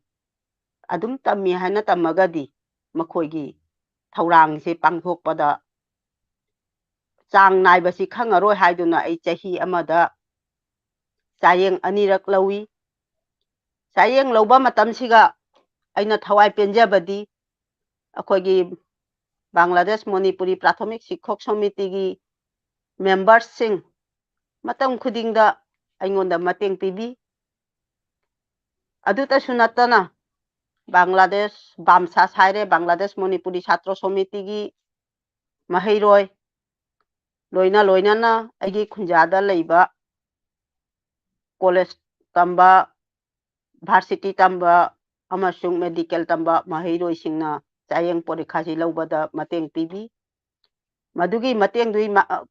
ꯆꯥꯌꯦꯡꯗꯨꯒꯤ ꯃꯈꯥꯗ ꯃꯈꯣꯏꯕꯨ ꯄꯨꯛꯅꯤꯡ ꯊꯧꯒꯠꯅꯕ ꯍꯥꯏꯗꯨꯅ ꯃꯅꯥ ꯄꯤꯗꯨꯅ ꯃꯈꯣꯏꯕꯨ ꯄꯥꯡꯊꯣꯛꯏ ꯃꯁꯤ ꯆꯠꯈꯤꯕ 2022ꯗ ꯑꯩꯈꯣꯏꯅ ꯁꯤꯜꯄꯤ ꯑꯩ ꯑꯃꯁꯨꯡ ꯕꯪꯒ꯭ꯂꯥꯗꯦꯁ ꯃꯅꯤꯄꯨꯔꯤ ꯄ꯭ꯔꯥꯊꯃꯤꯛ ꯁꯤꯛꯈꯣꯛ ꯁꯣꯃꯤꯇꯤꯒꯤ ꯃꯦꯝꯕꯔꯁ ꯈꯔꯒ ꯇꯥꯟꯅꯖꯩ ꯑꯩꯈꯣꯏꯒꯤ ꯃꯩꯇꯩꯂꯣꯟꯁꯦ ꯑꯩꯈꯣꯏ ꯀꯔꯤ ꯍꯥꯏꯅ ꯑꯔꯨꯁꯨ ꯆꯥꯎ ꯄꯥꯛꯅ ꯄꯥꯡꯊꯣꯛꯄ ꯌꯥꯏ ꯀꯔꯤ ꯍꯥꯏꯅ ꯁꯟꯗꯣꯛꯄ ꯌꯥꯏ ꯍꯥꯏꯅ ꯑꯗꯨꯒ ꯂꯣꯏꯅꯅ ꯕꯪꯒ꯭ꯂꯥꯗꯦꯁ ꯃꯅꯤꯄꯨꯔꯤ ꯁꯥꯍꯤꯇ꯭য ꯁꯪꯁꯗꯀꯤ ꯁꯥꯈꯥ ꯀꯣꯃꯤꯇꯤ ꯀꯣꯃꯜꯒꯟꯖꯀꯤ ꯃꯦꯝꯕꯔꯁꯤꯡꯒꯁꯨ ꯇꯥꯟꯅꯖꯩ ꯑꯗꯨꯒ ꯁꯚꯥꯄꯇꯤꯅ ꯍꯥꯏꯈꯤ ꯑꯗꯨ ꯑꯣꯏꯔꯒꯗꯤ ꯅꯈꯣꯏ ꯊꯧꯔꯥꯡ ꯇꯧꯔꯛꯑꯣ ꯄꯔꯤꯈꯥꯁꯤ ꯂꯧꯁꯤ ꯆꯥꯌꯦꯡꯁꯤ ꯂꯧꯁꯤ ꯍꯥꯏꯗꯨꯅ ꯃꯗꯨꯒꯗꯤ ꯑꯩꯈꯣꯏ ꯕꯪꯒ꯭ꯂꯥꯗꯦꯁ ꯃꯅꯤꯄꯨꯔꯤ ꯁꯥꯍꯤꯇ꯭য ꯁꯪꯁꯗꯀꯤ ꯃꯦꯝꯕꯔꯁꯤꯡꯒ ꯀꯣꯟꯊꯧꯖꯝ ꯁꯤꯜꯄꯤ ꯑꯩꯒ ꯂꯣꯏꯅꯅ ꯑꯩꯈꯣꯏ ꯑꯦꯛꯗꯣꯒꯤ ꯃꯣꯡꯒꯣꯜꯄꯨꯔ ꯑꯃꯁꯨꯡ ꯚꯥꯅꯨꯕꯤꯟ ꯁ꯭ꯀꯨꯜꯒꯤ ꯃꯍꯩꯔꯣꯏꯁꯤ ꯑꯩꯈꯣꯏ ꯑꯃꯨꯛꯇꯪ ꯌꯦꯡꯉꯨꯁꯤ ꯌꯦꯡꯉꯒ ꯃꯈꯣꯏꯗꯁꯨ ꯊꯥꯒꯠ ꯋꯥꯍꯩ ꯍꯥꯏꯔꯝꯃꯒ ꯃꯈꯣꯏꯁꯨ ꯑꯍꯣꯏ ꯍꯥꯏꯅ ꯇꯝꯃꯤꯕꯗꯣ ꯃꯃꯣꯟ ꯆꯪꯅ ꯇꯝꯕꯒꯤ ꯊꯧꯔꯝ ꯑꯣꯏꯁꯤꯅꯨ ꯍꯥꯏꯗꯨꯅ ꯃꯗꯨꯅ ꯆꯠꯈꯤꯕ 2022ꯒꯤ 31 ꯗꯤꯁꯦꯝꯕꯔꯗ ꯑꯩꯈꯣꯏ ꯆꯥꯌꯦꯡ ꯄꯣꯔꯤꯈꯥ ꯑꯃ ꯂꯧꯖꯩ ꯁ꯭ꯀꯨꯜ ꯑꯍꯨꯝꯁꯤꯇ ꯅꯠꯇꯅ ꯑꯩ ꯃꯅꯤꯄꯨꯔꯤ ꯚꯥषꯥ ꯄ꯭ꯔꯣꯁꯤꯀꯣꯟ ꯀꯦꯟꯗ꯭ꯔ ꯍꯣꯛꯇꯤꯌꯥꯔ ꯈꯣꯂꯥ ꯑꯗꯩꯗꯤ ꯑꯦꯛꯗꯣꯒꯤ ꯁ꯭ꯀꯨꯜ ꯑꯅꯤ ꯂꯣꯏꯅꯅ ꯃꯄꯥꯟꯗꯩ ꯃꯍꯩꯔꯣꯏ ꯈꯔꯁꯨ ꯃꯁꯥꯅ ꯌꯥꯎꯒꯅꯤ ꯍꯥꯏꯅ ꯆꯣꯡꯊꯣꯔꯛꯇꯨꯅ ꯃꯍꯩꯔꯣꯏ 105 ꯃꯈꯣꯏꯁꯤ ꯆꯥꯌꯦꯡ ꯂꯧꯔꯒ ꯃꯈꯥꯗ ꯖꯅꯋꯥꯔꯤꯒꯤ 2023ꯒꯤ ꯖꯅꯋꯥꯔꯤꯒꯤ ꯇꯥꯡ 3ꯇ ꯑꯩꯈꯣꯏ ꯃꯈꯣꯏꯕꯨ ꯄꯨꯛꯅꯤꯡ ꯊꯧꯒꯠꯅꯕ ꯍꯥꯏꯗꯨꯅ ꯑꯊꯣꯏꯕꯕꯨ ꯀꯥꯡꯕꯨꯗꯨꯕꯨ ꯀꯥꯡꯂꯨꯞꯇꯨꯕꯨ ꯃꯣꯏꯕꯨ ꯃꯅꯥ ꯄꯤꯗꯨꯅ ꯑꯩꯈꯣꯏ ꯊꯧꯔꯝ ꯄꯥꯡꯊꯣꯛꯈꯤ ꯑꯊꯣꯏꯕ ꯃꯤꯇ ꯅꯠꯇꯅ ꯃꯍꯩꯔꯣꯏꯇ ꯅꯠꯇꯅ ꯄꯨꯝꯅꯃꯛꯄꯨꯁꯨ ꯄꯨꯛꯅꯤꯡ ꯊꯧꯒꯠꯅꯕ ꯃꯈꯥꯗꯁꯨ ꯑꯩꯈꯣꯏꯁꯨ ꯃꯩꯇꯩ ꯃꯌꯦꯛ ꯏꯃꯥꯂꯣꯟꯁꯦ ꯇꯝꯕ ꯊꯋꯥꯏ ꯌꯥꯎꯁꯤꯅꯨ ꯍꯥꯏꯗꯨꯅ ꯃꯈꯣꯏꯕꯨ ꯑꯩꯈꯣꯏ ꯄꯨꯝꯅꯃꯛꯄꯨꯁꯨ ꯃꯅꯥ ꯄꯤ ꯑꯩꯈꯣꯏ ꯑꯩꯈꯣꯏꯁꯨ ꯍꯦꯟꯅ ꯍꯥꯏꯖꯈꯤ ꯃꯇꯝꯗꯨꯒ ꯅꯈꯣꯏ ꯆꯍꯤꯒꯤ ꯑꯣꯏꯅ ꯑꯩꯈꯣꯏ ꯃꯁꯤ ꯊꯧꯔꯝꯁꯦ ꯄꯥꯡꯊꯣꯛꯄꯒꯤ ꯑꯩꯈꯣꯏ ꯊꯧꯔꯝ ꯄꯥꯡꯊꯣꯛꯄꯒꯤ ꯆꯦꯁꯇꯥ ꯇꯧꯒꯅꯤ ꯑꯗꯨꯅ ꯅꯣꯏ ꯊꯋꯥꯏ ꯌꯥꯎꯅ ꯃꯇꯝ ꯈꯨꯗꯤꯡꯗ ꯃꯩꯇꯩ ꯃꯌꯦꯛꯁꯦ ꯇꯝꯕ ꯀꯥꯎꯒꯅꯨ ꯇꯝꯕ ꯇꯥꯏ ꯑꯩꯈꯣꯏꯒꯤ ꯃꯁꯤ ꯊꯧꯔꯝꯁꯤ ꯑꯩꯈꯣꯏꯒꯤ ꯑꯣꯏꯅ ꯂꯅꯥꯏ ꯑꯣꯏꯅ ꯑꯩꯈꯣꯏꯅ ꯄꯥꯡꯊꯣꯛꯇ꯭ꯔꯒꯗꯤ ꯑꯩꯈꯣꯏꯒꯤ ꯃꯩꯇꯩ ꯃꯌꯦꯛꯁꯦ ꯑꯩꯈꯣꯏꯒꯤ ꯂꯣꯟ ꯑꯁꯦ ꯑꯩꯈꯣꯏꯒꯤ ꯐꯨꯔꯨꯞ ꯑꯁꯦ ꯍꯤꯡꯅꯕꯒꯤꯗꯃꯛ ꯑꯩꯈꯣꯏꯅ ꯊꯧꯔꯝꯁꯤ ꯂꯧꯒꯗꯕꯅꯤ ꯍꯥꯏ ꯊꯥꯒꯠꯆꯔꯤ ꯑꯣꯖꯥ ꯕ꯭ꯔꯤꯟꯗꯥꯕꯨ ꯑꯩꯅ ꯀꯔꯤꯒꯨꯝꯕ ꯑꯝꯇ ꯈꯪꯖꯅꯤꯡꯕ ꯉꯁꯥꯏꯒꯤ ꯍꯥꯏꯕꯤꯌꯨ ꯑꯣꯖꯥ ꯑꯣꯖꯥ ꯍꯣꯏꯅ ꯉꯁꯥꯏꯒꯤ ꯃꯌꯦꯛ ꯁꯤ ꯇꯝꯃꯦ ꯍꯥꯏꯔꯒ ꯑꯩꯈꯣꯏꯒꯤ ꯄꯔꯤꯈꯥꯕꯨ ꯅꯠꯇ꯭ꯔꯒ ꯑꯦꯛꯖꯥꯝ ꯂꯧꯔꯤꯕ ꯆꯍꯤꯒꯤ ꯑꯣꯏꯅ ꯂꯧꯕ ꯍꯧꯔꯛꯏꯕ ꯁꯨꯃꯥꯏꯅ ꯇꯠꯇꯅꯁꯨ ꯂꯧꯕ ꯑꯣꯏꯁꯅꯨ ꯑꯗꯨꯒ ꯉꯁꯥꯏꯒꯤ ꯑꯩꯈꯣꯏꯒꯤ ꯀ꯭ꯂꯥꯁꯇ ꯄ꯭ꯔꯥꯏꯃꯥꯔꯤꯗ ꯈꯪꯗꯦ ꯍꯥꯏ ꯁ꯭ꯀꯨꯜꯗ ꯇꯝꯕ ꯃꯇꯝꯗ 1 2 3 4 5 ꯍꯥꯏꯅ ꯃꯥꯒꯤ ꯂꯦꯚꯦꯜ ꯑꯃꯃꯝ ꯆꯥꯡ ꯅꯥꯏꯔꯒ ꯂꯩ ꯑꯗꯨꯒꯨꯝꯅ ꯑꯣꯖꯥꯅ ꯂꯧꯔꯤꯕ ꯀ꯭ꯂꯥꯁ ꯁꯦꯁꯟ ꯑꯁꯤꯒꯤ ꯆꯥꯡ ꯅꯥꯏꯅ ꯑꯩꯈꯣꯏ ꯀ꯭ꯂꯥꯁ ꯂꯦꯚꯦꯜ 1 ꯂꯦꯚꯦꯜ 2 ꯂꯦꯚꯦꯜ 3 ꯑꯁꯤꯒꯤ ꯀꯩꯅꯣꯗꯤ ꯂꯩꯕ꯭ꯔꯣ ꯑꯣꯖꯥ ꯍꯣꯏ ꯑꯣꯖꯥ ꯊꯥꯒꯠꯆꯔꯤ ꯑꯁꯤ ꯂꯩ ꯑꯣꯖꯥ ꯑꯩꯅ ꯆꯥꯌꯦꯡꯁꯤ ꯂꯧꯕ ꯃꯇꯝꯗ ꯑꯩꯒꯤ ꯁꯤꯒ 1 to 10 ꯒꯤ ꯃꯍꯩꯔꯣꯏꯅꯤ ꯑꯩꯒꯤ ꯁꯦꯟꯇꯔ ꯃꯥꯅꯦ ꯑꯩꯒꯤ ꯚꯥषꯥ ꯄ꯭ꯔꯣꯁꯤꯛꯈꯣꯟꯁꯤꯒ ꯇꯝꯂꯤꯕꯁꯤ ꯑꯗꯣ 1ꯗꯒꯤ 5 ꯌꯧꯕꯁꯤꯒꯤ ꯃꯅꯨꯡꯗ 1 2 ꯗꯨꯅ ꯑꯩꯈꯣꯏ ꯁꯦꯛꯁꯟ ꯑꯃ A 3ꯗꯒꯤ 5 ꯗꯨꯅ ꯁꯦꯛꯁꯟ ꯑꯃ 6ꯇꯒꯤ 10 ꯗꯨꯅ ꯁꯦꯛꯁꯟ ꯑꯃ ꯑꯁꯤꯒꯩꯁꯥ ꯑꯃꯇꯪꯒ ꯑꯣꯖꯥ ꯈꯣꯏꯗ ꯅꯤꯡꯁꯤꯡꯖꯒꯦ ꯍꯥꯏꯕꯤꯌꯨ ꯑꯩꯈꯣꯏꯒꯤ ꯑꯣꯖꯥ A.K. ꯁꯦꯔꯥꯝꯅ ꯐꯣꯡꯈꯤꯕ ꯂꯥꯏꯔꯤꯛꯇꯨ ꯑꯗꯨꯗꯤ ꯆꯦꯞꯇꯔ 1 ꯆꯦꯞꯇꯔ 2 ꯍꯥꯏꯅ ꯂꯩꯇꯦ ꯃꯥꯏ ꯕꯦꯁꯤꯛꯀꯤ ꯑꯣꯏꯅ ꯂꯥꯏꯔꯤꯛꯇꯨ ꯑꯗꯨ ꯐꯪꯉꯤ ꯃꯊꯪꯗ ꯑꯣꯏꯅ ꯑꯦꯊꯅꯤꯛ ꯀꯝꯃ꯭ꯌꯨꯅꯤꯇꯤ ꯗꯦꯚꯂꯞꯃꯦꯟ ꯑꯣꯔꯒꯅꯥꯏꯖꯦꯁꯟꯗꯒꯤ ꯐꯣꯡꯉꯛꯄ ꯂꯥꯏꯔꯤꯛꯇꯨ ꯆꯦꯞꯇꯔ 2 ꯁꯨꯏ ꯄꯟꯗꯨꯞ 2 ꯁꯨꯏ ꯂꯥꯏꯔꯤꯛꯇꯨ ꯄꯟꯗꯨꯞ ꯑꯅꯤꯗꯨꯒ ꯑꯍꯥꯟꯕꯩ ꯄꯟꯗꯨꯞꯇꯨꯅ 1 to 5 ꯑꯗꯨꯒꯩ ꯁꯦꯛꯁꯟ 2 ꯊꯣꯛꯑꯁꯨ 1ꯒ 2ꯒꯗꯨꯗꯤ just akhoi basic tu ta mo khoi si khangaba khangdriba asigi tan class 3 jaina 5 jau badu chapter mane pandup ama dagi 6 tagi 10 jau badu na pandup ani suba larik tagi asum tau na tayen bu lawji Brindabu ai amuk Oja Brindabu lakchage amta ngai biu ai Oja Konthojam Silpibu am kosinjari Oja Silpi mafam daina khangjaningba mana ngasagi handapta chaliba tha sigi tang kun manga da amuk mangge makhong jakhona na paton hara khangliba ngasi da mu sana mai higi temple da jakhona maite me tambi bagi mu Oja Brindaga loina na amuk na paton da school ama hange mai tamba asida khunja hungi mahiroi na tamgani ana asi langya habasida Oja na karmana kari langi ba dedi khunja hungi hamungkul kunaga ama di mangge makhong gi lai guru singna ahlaman singna kariyana karma midan de engbiriba ado mahiroi singi midan dana kariyana engbiriba Oja Silpi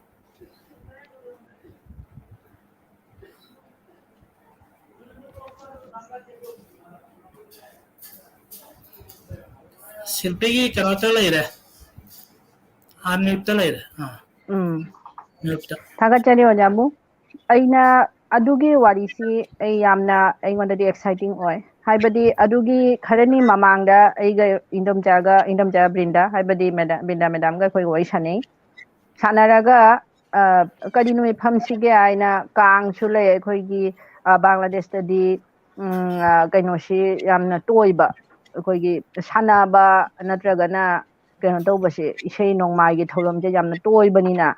कदम मतम अखोइ फमसिगे आइना इसै नोंमाइगी थौरम कांगी थौरम जगोइगी थौरम अदुइ मथक्तसु लुहोंगबा लोइना पुल्लगा अखोइसे फमबनमदना लेरम्मे लेबगी मखादा अइना इंदोमजादा high कनो 25 अदुगी नुमितुगा नतना अखोइ कनो नुमिता नोंमाइजिंग नुमिता फममसी नुंधिन वारमदाइदा school दे हलागा आइना अदु हाइरागा इंदोमजागाइगा vice सानारागा आई अदुगी नुमितुगा इंदोमजा दुमा हाइरे confirm तारे इंदोमजा high फरे आई wars लाक्चरगे हाइना high अदुगै अइना नुंधांग मापन तादै तौरे अदुदा नापतोंदगी महैरोय खराना हाइरे इबा कइनो तौना अखोइ तमजगे आइना तमजगे हेयंगदे हेक्ता तममसी ओजागिदी कनो लेटबने वीकेंड डे दो 2 दिन कनो ता दिन अनि गतनी अदु असि नुमिचिगा गितमजरगा आइन अदुगा अइना हंगी करिगिनो नोइना हजिक तमनिंगी से हाइना अदुगा मोइना हाइरे भाषा उत्सव हाइना अखोइगी कवि एकसरामगी कनो मणिपुरी भाषा साहित्य संसदना सिनलांगदुना पांथोक्तोरिबा मार्च की कनो ता 10 अदुगा पांथोक्तोरी अदुगी पांथोक्बदुगा मोइ सरुक यागे हाइना तौरिमी अदुना तंबा हौरसी हाइना हाइरे अदु अइना कनादे पाउ तारिमो हाइना हाइबदुगा मोइगी अहलमनदे पाउ तारिमी सुमाइन तोना अखोय अमा तौदोरी हाइना मोइ विलिंगली भाबे अखोयदा हाइरकपनियाबा असिगनी अखोयना हजिग अखोयना तौजरिबसी असि कनो सिंगना गार्जियन सिंगना कनो तौबसे यामना थवाइ जाउबा गार्जियन सिंगसिना इंगांग सिंगे थारकना अखोय हौजबनियाबा असिगी पोछि यामना नुंसिनिंगाइनी कनो तौनिंगाइनी याम नुंगाइनिंगाइनी एगिदमक्तदी अदुगा इंदोमजा ब्रिंदा सुसिगा लाक्पिदुना फजबा कइनोमा प्लेटफॉर्म मा असि सिगी सि पांगिबा सिना ओजा प्रोमेश्वर सिंह प्रोमेश्वर मिते कनो प्राइमरी शिक्षक अमनी महाकी बोर्ड पुरक्तुना माकी मासागे मारानाय बोर्ड पुरक्तुना अखोय मिते मयेक्से तमनबगिदमक्ता माना आंगांगसिंग होटनादुना आंगांगसिंग पुरक्तुना होटनादुना लाइसेंसगे हेक्ता अखोय तंबा हौजबनी अदुगी नुमिची असोंदसु कांगी फाइनल ताबा अदे सोंदसु अखोयना हौबा असिगी मनुंगसिगा अखोय कांगसंगसिगा चंगबा ngamdaduna अखोय सिगा सुम हौरसी हाइना हौखिबनी अदो कोनादा कइनोदगी हमुंगखुलदगी अदुगागिदी कुनागावदगी अदे आदर्शदगी सो अखोयदा फोन तौरे हाइरे इजे सुमाइदना अखोयसु लाकनिंगी आइना अदुगा अमना अखोयगी इंदोमजा ब्रिंदागी स्कूल दा तमजरंबा अदो मासोंदा माकी कइनो तौना खुदोंग चादना लाकपा ꯑꯗꯨꯒꯤ ꯁꯥꯇ꯭ꯔ ꯀꯩꯅꯣꯗꯨꯁꯨ ꯁ꯭ꯇꯨꯗꯦꯟꯠꯁꯇꯨꯁꯨ ꯑꯁꯤꯗ ꯂꯥꯛꯀꯅꯤ ꯍꯥꯏꯅ ꯑꯗꯨꯒꯤ ꯒꯥꯔꯖꯤꯌꯥꯟꯅ ꯍꯥꯏꯔꯛꯏ ꯑꯁꯨꯃꯥꯏꯅ ꯐꯖꯔꯕ ꯃꯥने ꯋꯥꯈꯜꯂꯣꯟꯁꯤꯡꯁꯦ ꯑꯁꯤꯗꯒꯤ ꯑꯩꯈꯣꯏ ꯑꯁꯤꯒꯤ ꯀꯩꯅꯣꯁꯤ ꯇꯧꯕ ꯉꯝꯖꯕꯅꯤ ꯍꯥꯏꯕ ꯃꯌꯥꯝꯒꯤ ꯃꯇꯦꯡꯅ ꯍꯥꯏꯇꯥꯔꯦ ꯑꯁꯤꯅꯤ ꯑꯗꯣ ꯑꯩꯅ ꯑꯃꯨꯛꯀ ꯑꯁꯤꯒ ꯂꯣꯏꯅꯅ ꯋꯥꯍꯪ ꯑꯃ ꯊꯝꯖꯅꯤꯡꯉꯤ ꯉꯁꯥꯏ ꯉꯁꯤ ꯑꯩꯈꯣꯏꯒꯤ ꯇꯣꯄꯤꯛ ꯑꯁꯤ ꯏꯃꯥꯂꯣꯟ ꯁꯤꯖꯤꯟꯅꯕ ꯑꯩꯈꯣꯏꯅ ꯏꯃꯨꯡ ꯃꯅꯨꯡꯗ ꯉꯥꯡꯕ ꯂꯣꯟ ꯉꯁꯥꯏꯒꯤ ꯑꯩꯈꯣꯏꯅ ꯍꯥꯏꯔꯤꯕ ꯑꯗꯨꯒ ꯑꯣꯖꯥꯒꯤ ꯃꯤꯠꯌꯦꯡꯗꯗꯤ ꯕꯪꯒ꯭ꯂꯥꯗꯦꯁꯇ ꯂꯩꯔꯤꯕ ꯃꯅꯤꯄꯨꯔꯤ ꯈꯨꯟꯅꯥꯏꯗ ꯑꯩꯈꯣꯏꯒꯤ ꯏꯃꯨꯡ ꯃꯅꯨꯡꯗ ꯑꯩꯈꯣꯏꯅ ꯉꯥꯡꯉꯤꯕ ꯂꯣꯟ ꯁꯤꯖꯤꯟꯅꯔꯤꯕ ꯂꯣꯟ ꯑꯩꯈꯣꯏꯒꯤ ꯃꯁꯤꯒꯤ ꯍꯧꯔꯛꯐꯝ ꯁꯥꯠꯐꯝ ꯑꯣꯏꯔꯤꯕꯗꯤ ꯃꯅꯤꯄꯨꯔ ꯁꯅꯥꯂꯩꯄꯥꯛ ꯀꯪꯂꯩꯄꯥꯛꯇꯅꯤ ꯀꯪꯂꯩꯄꯥꯛꯇꯒꯤ ꯉꯁꯤ ꯑꯩꯈꯣꯏꯅ ꯉꯥꯡꯅꯔꯤꯕ ꯂꯣꯟ ꯑꯁꯤꯒ ꯑꯩꯈꯣꯏꯅ ꯕꯪꯒ꯭ꯂꯥꯗꯦꯁꯇ ꯉꯥꯡꯉꯤꯕ ꯂꯣꯟ ꯑꯁꯤꯒ ꯑꯣꯖꯥꯒꯤ ꯃꯤꯠꯌꯦꯡꯗꯒꯤ ꯀꯔꯤ ꯀꯔꯤ ꯈꯦꯠꯅꯕ ꯂꯩꯕ ꯁꯤꯖꯤꯟꯅꯔꯤꯕ ꯂꯣꯟꯁꯤꯗ ꯑꯩꯈꯣꯏꯅ ꯕꯪꯒ꯭ꯂꯥꯗꯦꯁꯇ ꯂꯥꯛꯄꯁꯤ ꯑꯩꯈꯣꯏꯅ ꯁꯨꯝ ꯑꯩꯈꯣꯏꯅ ꯏꯇꯤꯍꯥꯁꯇ ꯈꯪꯖꯕꯗ ꯆꯍꯤ 8 ꯈꯨꯟꯇꯥꯛꯄꯗ ꯑꯩꯈꯣꯏꯁꯤ ꯂꯥꯛꯈꯤꯕꯅꯤ ꯍꯥꯏ ꯑꯗꯨꯗ ꯑꯣꯔꯦꯜ ꯂꯤꯇꯔꯦꯆꯔ ꯈꯔꯕꯨꯗꯤ ꯑꯩꯈꯣꯏ ꯄꯨꯔꯛꯄꯅꯤ ꯑꯇꯩꯗꯤ ꯄꯨꯔꯛꯄ ꯅꯠꯇꯦ ꯑꯗꯨꯕꯨ ꯑꯣꯔꯦꯜ ꯂꯤꯇꯔꯦꯆꯔꯁꯤꯡꯗꯨꯕꯨ ꯑꯩꯈꯣꯏ ꯍꯧꯖꯤꯛ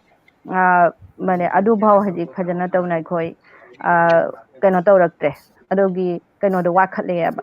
ꯑꯩꯈꯣꯏ ꯑꯁꯤ ꯍꯥꯏꯕꯁꯦ ꯋꯥꯠꯈꯠꯂꯛꯑꯦ ꯑꯗꯨꯒ ꯂꯣꯏꯅꯅ ꯑꯩꯈꯣꯏ ꯈꯦꯠꯅꯕ ꯍꯥꯏꯕꯗꯤ ꯀꯔꯝꯕ ꯃꯇꯥꯡꯗ ꯀꯩꯅꯣꯅ ꯑꯣꯖꯥꯅ ꯍꯥꯏꯕꯤꯔꯤꯁꯤ ꯀꯔꯝꯕ ꯃꯇꯥꯡꯗ ꯈꯦꯠꯅꯕꯒꯤ ꯋꯥꯔꯤꯅꯣ ꯉꯁꯤ ꯃꯅꯤꯄꯨꯔꯗ ꯉꯥꯡꯉꯤꯕ ꯂꯣꯟ ꯃꯅꯤꯄꯨꯔꯗ ꯉꯥꯡꯉꯤꯕ ꯂꯣꯟ ꯕꯪꯒ꯭ꯂꯥꯗꯦꯁꯇ ꯑꯩꯈꯣꯏꯅ ꯉꯥꯡꯉꯤꯕ ꯂꯣꯟ ꯑꯁꯤꯒ ꯑꯣꯖꯥꯒꯤ ꯃꯤꯠꯌꯦꯡꯗ ꯀꯔꯤ ꯈꯦꯠꯅꯕ ꯂꯩꯕꯒꯦ ꯃꯅꯤꯄꯨꯔꯗ ꯉꯥꯡꯉꯤꯕ ꯂꯣꯟꯒ ꯑꯩꯈꯣꯏꯒꯤ ꯑꯁꯤꯗ ꯉꯥꯡꯉꯤꯕ ꯂꯣꯟ ꯑꯁꯤꯒꯗꯤ ꯈꯣꯟꯊꯣꯛꯇ ꯈꯦꯠꯅꯕ ꯂꯩ ꯈꯣꯟꯊꯣꯛꯇ ꯈꯦꯠꯅꯕ ꯍꯥꯏꯗꯤ ꯑꯩꯈꯣꯏꯅ ꯉꯥꯡꯉꯤꯕꯁꯤꯗꯤ ꯕꯪꯂꯥꯗ ꯉꯥꯡꯉꯕꯅꯤꯅ ꯑꯩꯈꯣꯏꯒꯤ ꯈꯣꯟꯁꯦ ꯌꯥꯝꯅ ꯀꯟꯅ ꯋꯥ ꯉꯥꯡꯕ ꯑꯗꯨꯒ ꯃꯈꯣꯏꯅ ꯉꯥꯡꯕꯗꯨꯅ ꯌꯥꯝꯅ ꯋꯥꯁꯦ ꯃꯦꯡꯅ ꯃꯅꯤꯄꯨꯔꯗꯩ ꯉꯥꯡꯉꯛꯄ ꯑꯣꯖꯥꯁꯤꯡꯅ ꯉꯥꯡꯉꯛꯄ ꯑꯁꯤ ꯌꯥꯝꯅ ꯃꯦꯡꯅ ꯉꯥꯡꯕ ꯑꯗꯨꯇꯁꯨ ꯅꯠꯇꯅ ꯑꯩꯈꯣꯏꯒꯤ ꯂꯤꯇꯔꯦꯆꯔ ꯏꯔꯛꯄꯗ ꯅꯠꯇ꯭ꯔꯒꯅ ꯑꯩꯈꯣꯏꯒꯤ ꯑꯁꯤ ꯄꯥꯔꯛꯄ ꯃꯇꯝꯗ ꯑꯁꯤꯒꯤꯁꯤ ꯑꯩꯈꯣꯏ ꯈꯦꯠꯅꯕ ꯂꯩ ꯍꯥꯏꯕꯗꯤ ꯑꯩꯈꯣꯏꯅ ꯍꯥꯏꯔꯛꯄ ꯃꯇꯝꯗ ꯉꯁꯤ ꯑꯁꯤꯗ ꯆꯠꯀꯗꯕꯅꯤ ꯍꯥꯏꯅ ꯍꯥꯏꯔꯦ ꯗꯕꯅꯤ ꯁꯤ ꯀꯃꯥꯏꯅ ꯇꯧꯅ ꯑꯁꯤꯒꯤꯁꯤ ꯑꯇꯞ ꯑꯣꯏꯗꯣꯏꯕ ꯅꯠꯇ꯭ꯔꯒꯅ ꯃꯈꯥꯁꯤꯒ ꯎꯅꯕ ꯍꯥꯏꯕꯁꯤꯒ ꯑꯀꯥꯔ ꯑꯣꯏꯗꯣꯏꯕ ꯁꯤꯒꯤꯁꯤ ꯑꯩꯈꯣꯏꯒ ꯈꯦꯠꯅꯕꯁꯦ ꯈꯇꯪ ꯂꯩ ꯑꯁꯤꯒꯤ ꯈꯦꯠꯅꯕ ꯑꯁꯤ ꯑꯩꯈꯣꯏ ꯃꯤꯇꯩ ꯃꯌꯦꯛꯇ ꯎꯕ ꯐꯪꯉꯤ ꯑꯁꯤꯒꯤ ꯀꯩꯅꯣꯁꯤ ꯑꯗꯣ ꯑꯩꯈꯣꯏ ꯕꯪꯒ꯭ꯂꯥꯗꯦꯁꯇ ꯂꯩꯔꯤꯕ ꯍꯥꯏꯕꯗꯤ ꯑꯩꯈꯣꯏꯒꯤ ꯀꯣꯕꯤ ꯑꯦꯀꯦꯁꯔꯥꯝꯅ ꯏꯕ ꯂꯥꯏꯔꯤꯛꯇꯗꯤ ꯕꯪꯒ꯭ꯂꯥꯗꯦꯁꯇ ꯆꯠꯂꯤꯕ ꯈꯣꯟꯊꯣꯛ ꯑꯁꯤꯗ ꯁꯨꯝ ꯑꯩꯈꯣꯏ ꯑꯗꯨꯅꯤ ꯑꯩꯈꯣꯏꯅ ꯈꯦꯠꯅꯕꯁꯦ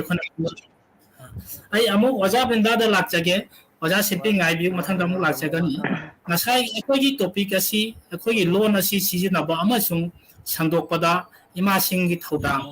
ꯍꯥꯏꯔꯤꯕ ꯇꯣꯄꯤꯛ ꯑꯁꯤꯗ ꯑꯣꯖꯥꯅ ꯉꯁꯥꯏꯒꯤ ꯑꯩꯈꯣই ꯂꯣꯟ ꯃꯌꯦꯛ ꯃꯄꯤ ꯇꯝꯕꯤꯕꯁꯤꯗ ꯉꯁꯥꯏꯒꯤ ꯃꯍꯩꯔꯣꯏ 35ꯅ ꯍꯧꯖꯤꯛ ꯇꯝꯃꯤ ꯍꯥꯏꯕ ꯑꯁꯤꯒꯨꯝꯅ ꯑꯩꯈꯣꯏꯒꯤ ꯕꯪꯒ꯭ꯂꯥꯗꯦꯁꯇ ꯉꯁꯤ ꯑꯣꯏꯔꯤꯕ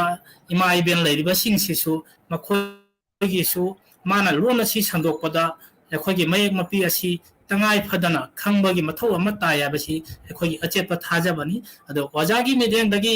ꯑꯩꯈꯣꯏꯅ ꯁꯨꯝ ꯇꯥꯕ ꯐꯪꯉꯤ ꯑꯣꯖꯥꯒꯤ ꯈꯨꯡꯒꯪꯒꯤꯗꯤ ꯏꯃꯥ ꯏꯕꯦꯟ ꯃꯧ ꯅꯍꯥꯁꯤꯡ ꯃꯃꯥ ꯑꯣꯏꯕꯤꯁꯤꯡꯁꯨ ꯑꯁꯤ ꯃꯌꯦꯛ ꯇꯝꯕ ꯂꯥꯛꯏ ꯍꯥꯏꯗꯨꯅ ꯍꯥꯏ ꯑꯗꯨꯒꯨꯝꯅ ꯍꯧꯖꯤꯛ ꯑꯣꯖꯥꯒꯤ ꯈꯨꯡꯒꯪꯗꯇ ꯅꯠꯇꯅ ꯁꯨꯞꯅꯒꯤ ꯕꯪꯒ꯭ꯂꯥꯗꯦꯁꯇ ꯂꯩꯔꯤꯕ ꯃꯅꯤꯄꯨꯔꯤ ꯏꯆꯤꯟ ꯏꯅꯥꯎꯁꯤꯡꯒꯤ ꯏꯃꯥ ꯏꯕꯦꯟ ꯂꯩꯔꯤꯕꯁꯤꯡ ꯈꯨꯡꯒꯪꯗ ꯑꯁꯤꯒꯤ ꯊꯧꯔꯝ ꯑꯁꯤ ꯊꯧꯗꯥꯡ ꯑꯁꯤ ꯂꯧꯈꯠꯄꯗ ꯑꯣꯖꯥꯒꯤ ꯋꯥꯈꯜꯂꯣꯟ ꯀꯔꯤ ꯂꯩꯕꯤꯕꯒꯦ ꯑꯣꯖꯥ ꯊꯥꯒꯠꯆꯔꯤ ꯑꯣꯖꯥ ꯆꯟꯗ꯭ꯔꯖꯤꯠꯄꯨ ꯋꯥꯍꯪꯁꯦ ꯌꯥꯝ ꯐꯖꯕ ꯋꯥꯍꯪꯅꯤ ꯉꯁꯤ ꯑꯩꯒꯤ ꯈꯨꯟꯖꯥꯒꯤ ꯏꯆꯤꯜ ꯏꯅꯥꯎ ꯏꯃꯥ ꯏꯕꯦꯟ ꯆꯠꯈꯤꯕ 2022ꯒꯤ 11 ꯐꯦꯕ꯭ꯔꯨꯋꯥꯔꯤꯒꯤ ꯇꯥꯡ 12ꯗ ꯑꯩ इचिल इनाव 12ꯒ ꯑꯩ ꯃꯗꯨ ꯑꯣꯖꯥ ꯅꯠꯇꯦ ꯑꯩ ꯃꯈꯣꯏꯒ ꯂꯥꯏꯔꯤꯛ ꯇꯝꯕꯤꯅꯒꯅꯤ ꯍꯥꯏꯗꯅ ꯃꯈꯣꯏꯕꯨ ꯑꯩꯒꯤ ꯌꯨꯝꯗ ꯀꯧꯈꯠꯂꯒ ꯃꯈꯣꯏꯁꯨ ꯑꯉꯥꯡ ꯑꯣꯏꯕꯩ ꯃꯃꯥ ꯑꯣꯏꯕ ꯃꯗꯨꯒꯤ ꯆꯍꯤꯒꯤ ꯃꯇꯥꯡꯒꯤ ꯏꯆꯤꯟꯅꯥꯎ ꯉꯥꯛꯇꯅꯤ ꯃꯈꯣꯏꯁꯨ ꯑꯩꯒꯤ ꯋꯥꯗꯨꯒ ꯍꯔꯥꯎ ꯇꯌꯥꯝꯅ ꯇꯧꯅ ꯇꯧꯁꯤꯅ ꯏꯆꯦ ꯏꯅꯥꯎ ꯇꯧꯁꯤ ꯑꯗꯨ ꯑꯣꯏꯔꯗꯤ ꯑꯩꯈꯣꯏꯅ ꯍꯩꯔꯗꯤ ꯏꯆꯥꯁꯤꯡꯁꯦ ꯇꯥꯛꯄꯇꯁꯨ ꯈꯔ ꯉꯝꯒꯅꯤ ꯑꯗꯨ ꯑꯩꯅ ꯑꯩꯈꯣꯏꯗ ꯍꯥꯏꯖꯕꯗꯨꯒ ꯃꯈꯣꯏꯁꯨ ꯍꯔꯥꯎ ꯇꯌꯥꯝꯅ ꯋꯥꯁꯤ ꯄꯥꯎꯈꯨꯝ ꯄꯤꯔꯛꯄꯁꯦ ꯑꯩ ꯀꯌꯥꯃꯨꯛ ꯌꯥꯝꯅ ꯅꯨꯡꯉꯥꯏꯈꯤ ꯃꯇꯝꯗꯨꯒ ꯑꯩꯅ ꯏꯇꯣꯝꯇꯅ ꯈꯪꯉꯤ ꯉꯁꯤ ꯃꯃꯥꯗꯨꯅ ꯍꯩꯔꯗꯤ ꯃꯆꯥꯗꯨꯅ ꯂꯥꯏꯔꯤꯛ ꯇꯝꯃꯁꯨ ꯁꯣꯏꯔꯦꯅꯦ ꯁꯣꯏꯗꯦꯅꯦ ꯍꯥꯏꯕ ꯃꯃꯥ ꯖꯥꯇꯤ ꯑꯃ ꯎꯟꯅꯣꯇꯤ ꯑꯣꯏꯍꯟꯒꯗꯕ ꯆꯥꯎꯈꯠꯀꯗꯕ ꯑꯣꯏꯔꯗꯤ ꯃꯃꯥꯗꯣ ꯁꯤꯛꯈꯤꯇꯣ ꯃꯃꯥꯏ ꯃꯊꯧꯅꯤ ꯂꯥꯏꯔꯤꯛ ꯍꯩꯕ ꯃꯃꯥꯏ ꯃꯊꯧꯅꯤ ꯍꯥꯏꯕꯁꯤ ꯑꯗꯨꯅ ꯃꯩꯇꯩ ꯃꯌꯦꯛꯇꯨ ꯍꯩꯍꯟꯒꯗꯕ ꯑꯣꯏꯔꯗꯤ ꯃꯃꯥ ꯍꯥꯟꯅ ꯈꯪꯉꯗꯤ ꯃꯆꯥꯗꯨ ꯈꯪꯕꯗꯤ ꯏꯁꯝ ꯏꯂꯥꯏ ꯂꯥꯏ ꯑꯁꯤꯅꯤ ꯑꯩꯒꯤ ꯋꯥꯈꯜꯂꯣꯟ ꯑꯗꯨꯅ ꯑꯩꯈꯣꯏ ꯈꯨꯟꯒꯤꯗꯤ ꯑꯩ ꯃꯗꯨꯒꯤ ꯂꯝꯕꯦꯟꯗꯣ ꯄꯨꯊꯖꯔꯦ ꯑꯁꯦ ꯃꯤꯈꯨꯜ ꯍꯥꯏꯕ ꯇꯥꯕ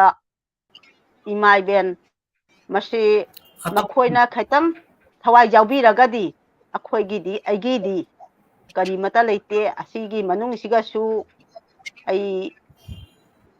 ꯆꯠꯈꯤꯕ ꯆꯍꯤꯗ ꯑꯁꯤꯒꯤ ꯄ꯭ꯂꯥꯠꯐꯣꯝꯗ ꯐꯝꯃꯒ ꯑꯩ ꯍꯥꯏꯖꯈꯤ ꯒꯣꯡꯒꯥꯅꯒꯣꯔ ꯑꯃꯁꯨꯡ ꯃꯩꯇꯩ ꯃꯥꯙꯣꯄꯨꯔ ꯈꯨꯟꯖꯥ ꯑꯅꯤꯁꯦ ꯑꯩ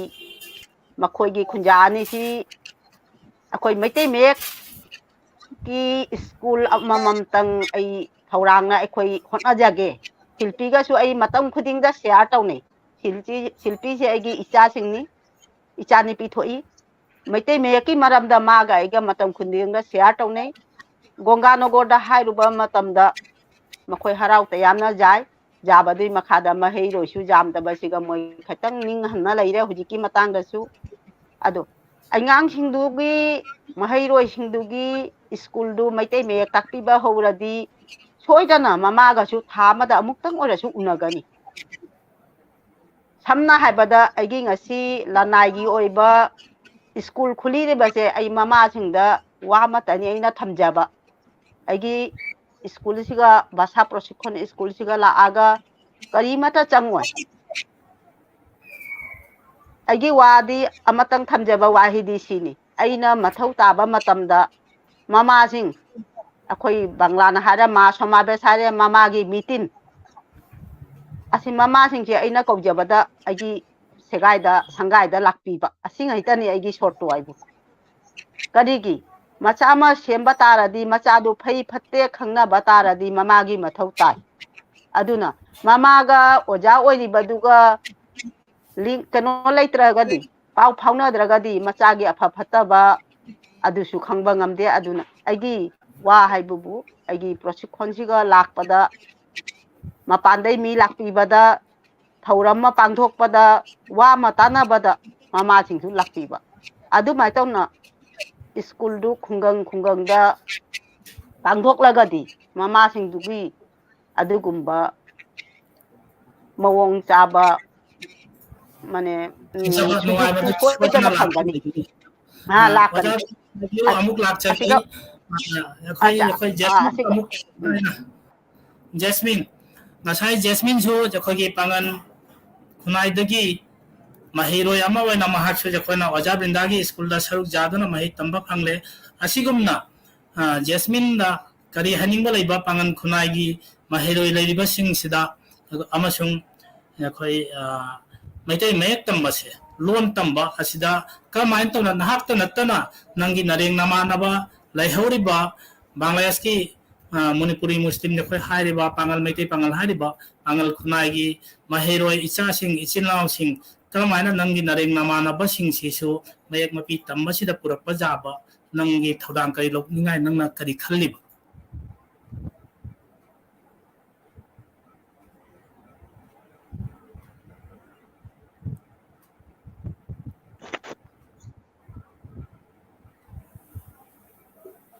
ꯑꯩꯈꯣꯏꯅ ꯃꯅꯤꯄꯨꯔꯤ ꯂꯣꯟ ꯇꯝꯃꯤꯁꯤ ꯍꯣꯛꯇꯤꯌꯥꯔ ꯈꯣꯂꯥ ꯈꯨꯟꯗ ꯍꯣꯛꯇꯤꯌꯥꯔ ꯈꯣꯂꯥ ꯚꯥꯁꯥ ꯄ꯭ꯔꯣꯁꯤꯛꯈꯣꯟ ꯀꯦꯟꯗ꯭ꯔꯗꯅꯤ ꯍꯣꯛꯇꯤꯌꯥꯔ ꯈꯣꯂꯥꯒꯤ ꯃꯅꯥꯛꯀꯤ ꯈꯨꯟ ꯄꯥꯡꯒꯟ ꯈꯨꯟ ꯀꯦꯋꯥꯂꯤ ꯘꯥꯠꯇꯅꯦ ꯂꯩꯖꯕꯁꯤ ꯑꯩꯒꯤ ꯃꯃꯥꯟꯅꯕ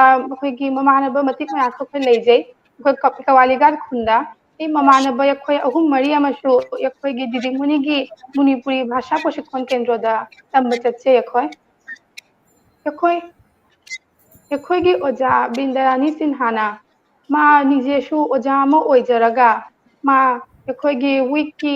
ꯁꯨꯝꯣꯏ ꯕꯤꯖꯤ ꯂꯩꯔꯒꯁꯨ ꯏꯔꯥꯏ ꯑꯃꯇꯪ ꯋꯤꯀꯦꯟ ꯐꯪꯕꯗꯨꯗ ꯑꯌꯨꯛ ꯄꯨꯡ 10ꯗ ꯑꯩꯈꯣꯏꯕꯨ ꯃꯥꯏꯀꯨꯅꯣ ꯐꯪꯅꯤꯡꯉꯥꯏꯁꯨ ꯂꯩꯇ꯭ꯔꯕꯗ ꯁꯣꯁꯥꯏꯇꯤꯒꯤ ꯗꯦꯕꯂꯞꯃꯦꯟꯠꯀꯤꯗꯃꯛꯇ ꯑꯩꯈꯣꯏꯕꯨ ꯇꯥꯛꯄꯤꯗꯕꯅꯤ ꯃꯅꯤꯄꯨꯔꯤ ꯂꯣꯟꯁꯤ ꯑꯗꯨꯗꯩ ꯑꯩꯈꯣꯏꯒꯤ ꯈꯨꯟ ꯀꯦꯋꯥꯂꯤ ꯘꯥꯠꯇꯩꯁꯨ ꯑꯩꯈꯣꯏ ꯑꯁꯇꯥ ꯇꯝꯅꯕ ꯆꯠꯆꯩ ꯑꯩꯈꯣꯏ ꯑꯣꯖꯥꯗ ꯑꯩꯈꯣꯏ ꯕꯪꯂꯥ ꯑꯣꯋꯥ ꯇꯝꯖꯔꯛꯄ ꯏꯪꯔꯦꯖꯤ ꯑꯦꯕꯤ ꯇꯝꯖꯔꯛꯄ ꯑꯣꯖꯥꯗꯨꯗ ꯑꯩꯈꯣꯏ ꯃꯅꯤꯄꯨꯔꯤ ꯂꯣꯟ ꯀꯣꯛ ꯁꯝ ꯂꯥꯏ ꯃꯤꯠꯁꯨ ꯇꯝꯖꯔꯤ ꯑꯗꯨ ꯑꯩꯈꯣꯏꯗꯃꯛꯇ ꯌꯥꯝꯅ ꯍꯔꯥꯎꯕꯒꯤ ꯋꯥꯍꯩ ꯑꯃꯅꯤ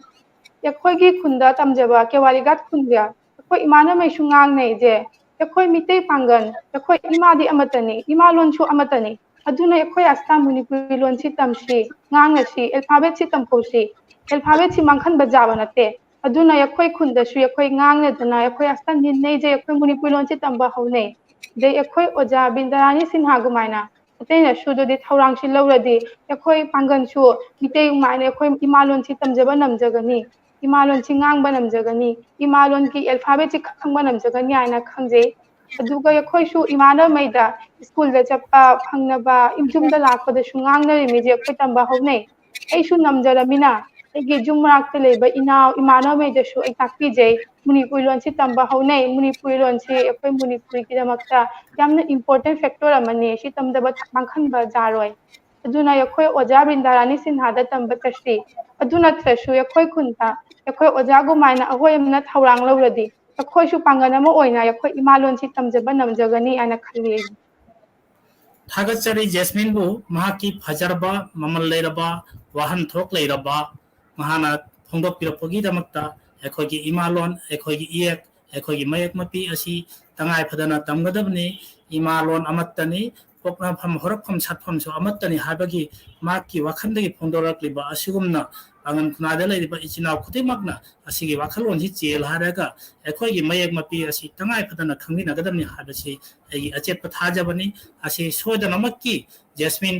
पाक चावना असिगी माना लाइक लाइसुगी थाक वांगना तमलक्ला मतुंगदसु असी खुनायदा माकी चावरबा थोदाम पुरकने अबसि अगी अचेत थाजबनी मणिपुरी मिरोरी अचेत थाजबनी अइना जैस्मिनदा अमतंगा संपुरक ओइना वाहंग अमतंगा अइना थमनिंगी कइंबा नहारना ngasi mayak mapi tamna khangiba asigumna akoina ngasi gi topic asida hari basida loan asibu season bada nang school college ta chale ana ka ala yar ga noi imung manum da kele ka da season ai ngangai tamgadamni hari ba asigumna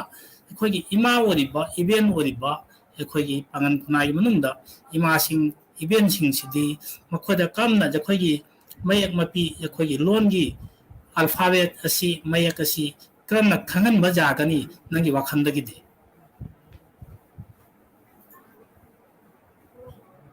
Jasmine ꯑꯩꯅ ꯈꯪꯕꯗ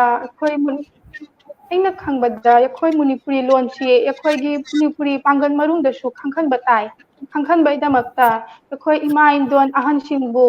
ꯍꯥꯏꯕ ꯇꯥꯏꯖꯦ ꯃꯅꯤꯄꯨꯔꯤ ꯑꯦꯜꯐꯥꯕꯦꯠ ꯑꯃꯁꯨ ꯂꯩ ꯃꯣꯏꯁꯨ ꯈꯪꯉꯦ ꯃꯅꯤꯄꯨꯔꯤ ꯂꯣꯟ ꯂꯩ ꯉꯥꯡꯕꯁꯨ ꯅꯝꯃꯤ ꯃꯣꯏꯅ ꯑꯩꯈꯣꯏꯗ ꯐꯖꯅ ꯉꯥꯡꯕ ꯅꯝꯃꯤ ꯑꯩꯈꯣꯏꯗꯤ ꯇꯝꯖꯔꯛꯄꯇꯅꯤ ꯑꯩꯈꯣꯏꯗꯤ ꯑꯉꯥꯡ ꯑꯣꯏꯔꯤ ꯂꯣꯟꯗꯨ ꯐꯖꯅ ꯉꯥꯡꯕꯁꯨ ꯍꯩꯖꯗꯦ ꯃꯌꯥꯝ ꯚꯨꯜꯁꯨ ꯇꯧꯏ ꯑꯩꯈꯣꯏ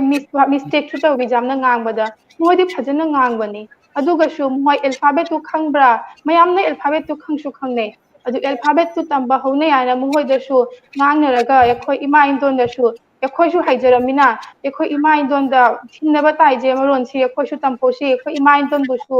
ꯏꯕꯗꯨ ꯃꯅꯤꯄꯨꯔꯤ ꯂꯣꯟ ꯀꯃꯥꯏꯅ ꯏ ꯃꯅꯤꯄꯨꯔꯤ ꯈꯣꯟꯊꯣꯛ ꯃꯅꯤꯄꯨꯔꯤ ꯋꯥꯍꯩ ꯃꯅꯤꯄꯨꯔꯤ ꯁꯩꯔꯦꯡ ꯀꯃꯥꯏꯅ ꯄꯥꯏ ꯀꯃꯥꯏꯅ ꯏꯅꯤ ꯀꯃꯥꯏꯅ ꯉꯥꯡꯕꯖꯥꯠꯅꯤ ꯑꯗꯨ ꯐꯖꯅ ꯑꯗꯨ ꯈꯪꯍꯟꯕ ꯇꯥꯏ ꯑꯩꯈꯣꯏ ꯏꯃꯥ ꯏꯟꯗꯣꯟꯗꯁꯨ ꯑꯩꯈꯣꯏ ꯏꯃꯥ ꯏꯟꯗꯣꯟꯒ ꯐꯖꯅ ꯗꯤꯁꯀꯁꯟ ꯇꯧꯗꯅ ꯃꯅꯤꯄꯨꯔꯤ ꯂꯣꯟꯁꯤ ꯇꯝꯅꯖꯕ ꯑꯩꯈꯣꯏꯒꯤ ꯄꯥꯡꯒꯜ ꯃꯅꯨꯡꯗꯁꯨ ꯊꯧꯔꯥꯡ ꯑꯃ ꯂꯧꯕ ꯇꯥꯏ ꯑꯩꯈꯣꯏꯒꯤ ꯑꯣꯖꯥ ꯕꯤꯟꯗꯥꯔꯥꯅꯤ ꯁꯤꯟꯍꯥꯅ ꯃꯥꯒꯤ ꯍꯣꯛꯇꯤꯌꯥꯔ ꯈꯣꯂꯥ ꯈꯨꯟꯗ ꯑꯩꯈꯣꯏꯕꯨ ꯃꯅꯤꯄꯨꯔꯤ ꯚꯥषꯥ ꯄ꯭ꯔꯣꯁꯤꯛꯁꯟ ꯀꯦꯟꯗ꯭ꯔ ꯍꯥꯏꯅ ꯑꯃ ꯂꯤꯔꯒ ꯑꯩꯈꯣꯏꯕꯨ ꯇꯥꯛꯄꯤꯖꯕ ꯁꯨꯃꯥꯏꯅ ꯑꯩꯈꯣꯏꯒꯤ ꯀꯦꯋꯥꯂꯤꯒꯥꯠ ꯈꯨꯜ ꯃꯥꯅꯦ ꯄꯥꯡꯒꯜ ꯑꯁꯇꯥ ꯈꯨꯟꯗꯁꯨ ꯁꯨꯝꯕ ꯊꯧꯔꯥꯡ ꯑꯃ ꯂꯧꯕ ꯇꯥꯏ ꯑꯩꯈꯣꯏꯒꯤ ꯑꯣꯖꯥꯅ ꯃꯥꯏ ꯄꯨꯟꯕ ꯁꯥꯔꯊꯣ ꯂꯩꯇꯕꯗꯁꯨ ꯁꯣꯁꯥꯏꯇꯤꯒꯤ ꯗꯦꯕꯂꯞꯃꯦꯟꯒꯤꯗꯃꯛꯇ ꯊꯧꯔꯥꯡ ꯂꯧꯕꯁꯤ ꯌꯥꯝꯅ ꯊꯥꯒꯠꯄ ꯌꯥꯕ ꯋꯥ ꯑꯃꯅꯤ ꯑꯗꯨꯃꯥꯏꯅ ꯑꯩꯈꯣꯏꯁꯨ ꯑꯗꯨꯃꯥꯏꯅ ꯇꯧꯔꯗꯤ ꯄꯥꯡꯒꯜ ꯃꯅꯨꯡꯗꯁꯨ ꯇꯝꯖꯔꯗꯤ ꯑꯩꯈꯣꯏ ꯄꯥꯡꯒꯜꯁꯨ ꯐꯖꯅ ꯗꯦꯕꯂꯞꯃꯦꯟ ꯑꯃ ꯑꯣꯏꯕ ꯉꯝꯒꯅꯤ ꯄꯥꯡꯒꯜ ꯃꯤꯇꯩ ꯍꯥꯏꯕꯗꯤ ꯏꯃꯥꯗꯤ ꯑꯃꯠꯇꯅꯤ ꯗꯦꯕꯂꯞꯃꯦꯟ ꯍꯥꯏꯗꯤ ꯃꯅꯤꯄꯨꯔꯤꯒꯤ ꯗꯦꯕꯂꯞꯃꯦꯟ ꯑꯃ ꯑꯣꯏꯗꯣꯏꯕꯅꯤ ꯑꯗꯨꯅ ꯑꯩꯈꯣꯏ ꯄꯥꯡꯒꯜꯁꯨ ꯐꯖꯅ ꯇꯝꯕ ꯇꯥꯏ ꯏꯃꯥ ꯏꯟꯇꯣꯟꯗ ꯁꯣꯔꯥꯏꯕ ꯇꯥꯏ ꯖꯦ ꯑꯩꯈꯣꯏꯁꯨ ꯇꯝꯍꯧꯁꯤ ꯂꯣꯟꯁꯤ ꯃꯩꯇꯩ ꯍꯥꯠꯄꯗꯨꯃꯥꯏꯅ ꯑꯩꯈꯣꯏ ꯄꯥꯡꯒꯜꯁꯨ ꯂꯣꯟꯁꯤ इहौꯁꯤ ꯊꯝꯍꯧꯁꯤ ꯈꯪꯍꯧꯁꯤ ꯍꯥꯏꯅ ꯑꯁꯥꯗ ꯁꯣꯔꯥꯏꯕ ꯇꯥꯏ ꯍꯥꯏꯅ ꯈꯜꯂꯤ थागतचरी जैस्मिनबू महाकी फजरबा खोंजनबा खुनाइबू खोमजिनदुना पुसलकपा खोमजिनबगी वारी माना थंबीरिबसी सोदनमकी पांगन खुनागी इमाइंदोल इचे चल सिंगसु असिदा मयक मपी तंबासिदा सोदना महाकी पांबासी अखोगी an khunagi ichinau singna Bangladesh lai ba Manipuri ichinau sina sojan tengbang duna simapung phaba maki wakhalon si thungan ngani haiba si ekhoi gi achet pa thaja bani abo ngai biu amuk ai oja silpi mapam da laksage oja silpi da so ina ngasai jakhona haijaning bana khangjaning ba mana ngasai jakhona lon asibu sangdokpada ima iben singi chauraba thodang ma lei haiba sida ngasagi online gi platform asida ima iben ahal warabi sing sidi ngasigi gi laptop leram da bajai natraga task phone leram da bajai makhoi sida su karmana sigi online gi platform da gi bu orasu natraga haktheng na hangba school da gi bu orasu ngasi da gi na chahi nipu jangkhai pha khabi natraga jangkhai gi mathak ka khabi ima iben sing sida karamna de khoi gi mayek mapi si khoi gi alphabet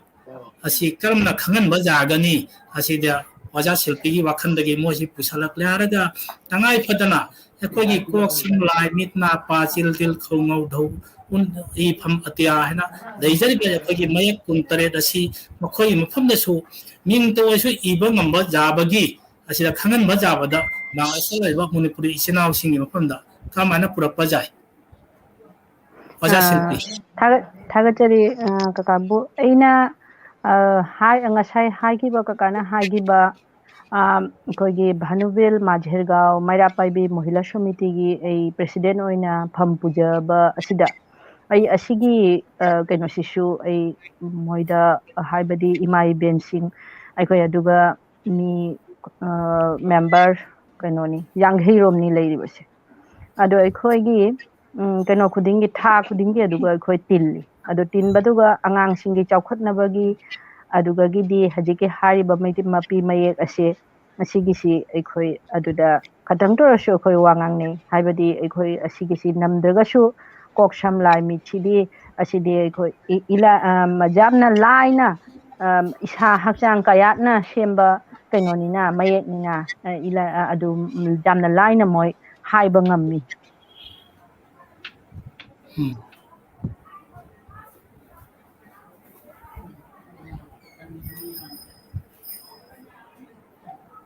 oja silpi gi si net ta kano khara orabla kano durbol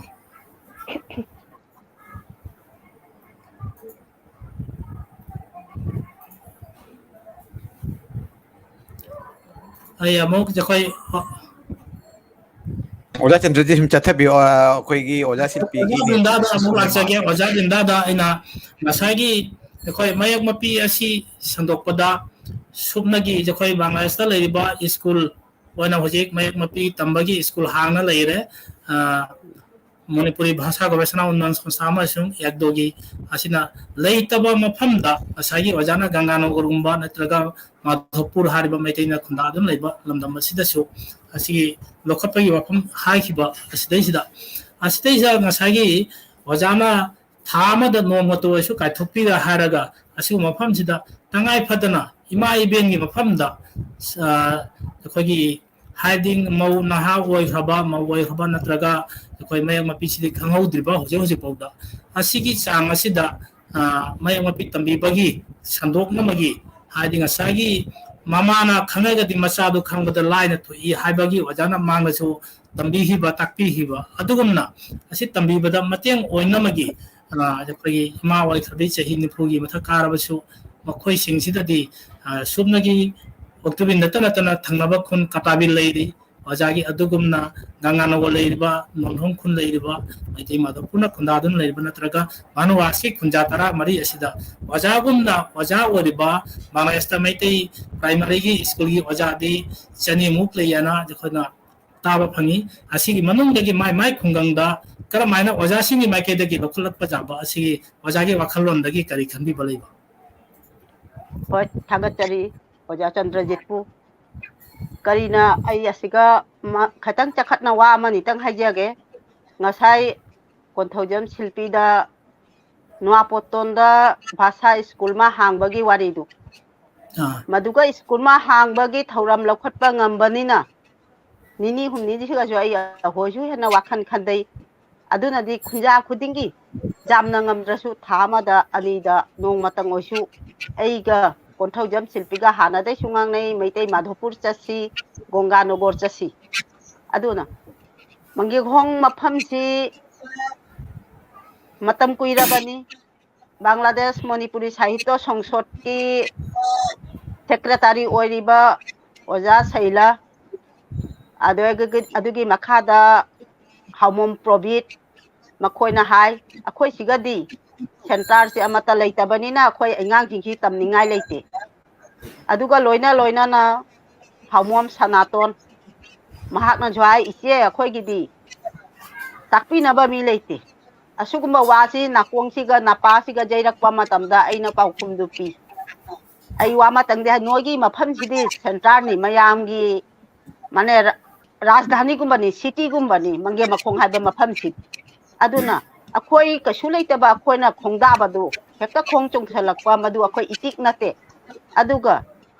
oja takpinaba leite haragadi akhoi lakjage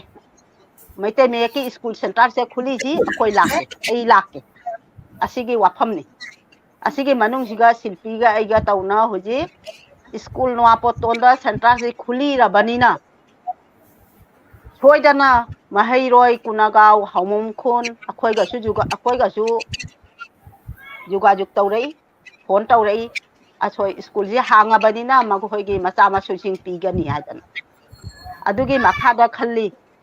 ngasi silpiga aiga mafam siga khunja ahungi oina school ji pangthok leibadina akhoi ani ri bhanuwas I manungda haiba tare akhoi maron gi tama soini koina juddha oina thoge haina thoabani oja oithak awaba thidana ngasi inat ki oina imalon sibu amutang kallasi haidana adu sarkari government ki sikha curriculum da jawdri bhakta akhoi gi asigi khoini koina thoiba khoi wakhal lonje atai chathaba handok pagi wakhan ji de khoi thamdare aduna khunja khudingi oja oibiriba akhoi moni Komalganj Manipuri Prasamik Shikhok Samiti gi oja singjudi chang naidraga su akhoi gi class marak ta tawi aduna oja singmakti mayek mapisi khangdaba leitre aduna makhoi ga su akhoi so hajugi tai di akhoi moiga akhoi ga wasi pullaga mateng launaraga khunai khudingi masigi thauramje mangi hongda pangthok ngamabanina akhoi su inot amadi kare jahawaraga su atai khunda su khara orasu akhoi thauramji pangthok pagi hotna si hotnage hotna bangangani haba wakhanji pure kumsi chakhiba sida aigi center siga anauba mahairoi tara khak bhoti admission lawi tara siga kata bilgi jawi kewali ghat ki jawi aigi hoktiar khola khunjagi jawi aduna dingasi kewali ghat ki di isam samna haibada jasmine hoigi bestagi hauna hanadei sulaire kumsi jo amani laukhatle kata bilgi ju jawra banina adodi oktubin kata bil kewali ghat ka maitei me kichi khara di chandu omarai na lausalle ngasi mangi hongda school sima hanga banina Kunagaw Haumom Khul Nuapoton ahum jigi su akhoi maitei me yaksi sandokpa ngamjare haina lausalani Bhanubil jul magi central lei ekdogi Mongolpur su lei hujik watli base Gonganogot Nogor Nilakuthi ojana ningchang birakwa hoisu nungai jare Nilakuthi hi akhoi সম্ভবত আখই October November থাদা ওইগাদ্রাইনা খালি সাহিত্য বাংলাদেশ মণিপুরি সাহিত্য সংসদ কি members শাখা committee members শান্তোষ শৈল সার নে শান্ত নে কন্থৌজন শিল্পী নে আই নে मंगलपुर गा भानुबिल गा सेंटर सि जेंगबा चटपा मतंग जिगा नगर नीलकुठी गी मनी अबु जमना हायरे अखोई की जिके सेंटर मतंग खुली सी अखोई खुली निंगी जाम नाय महाक न सोजनमकी ओजा अबु मनी अबु जमना हायरे बाव मफम से जखोइना निंथुंदा ओइगनी पापा ओइगनी जखोइ थाजा बा चेप थाजनी ओजा बृंदाना हायबा सुगुमना ngasai oja brindana karimba wafam ama ngasi yang yamfam da lathok chaki ngasi Bangladesh ta ethnic minority leiriba khoi ethnic minority jangkhai muk leiriba si manung dagi Bangladesh government na loan manga gi maya kasi masagi loan na mama loan na lai tambagi khudong chaba gi tamakta curriculum da education curriculum da primary thak da pre primary da asigi larik phong duna iduna tapi tambi ba amasung makhoi gi training taba hore adu laibak thibadi Bangladesh ta lehori ba ethnic minority sing manung da khoi maitai gi loan asi jakhona siboda uba phangdi adubu Bangladesh ki Manipuri bhasha gobeshna unnan সংস্থা na jamna kallaba khongjang da changchalli hoji su Bangladesh government ga mari laina duna dhaka da program kya tauki asida jakhoi loan asi jo curriculum da channama gi tamta matham da amu loan manga curriculum da hab nama gi tamta government na asigi thodang lokhatun lai asida di so janama ki khoi Manipuri loan asi jo Manipuri mayak mapi asi khoi loan asida curriculum sida jawrane habagi lauthopa leiraba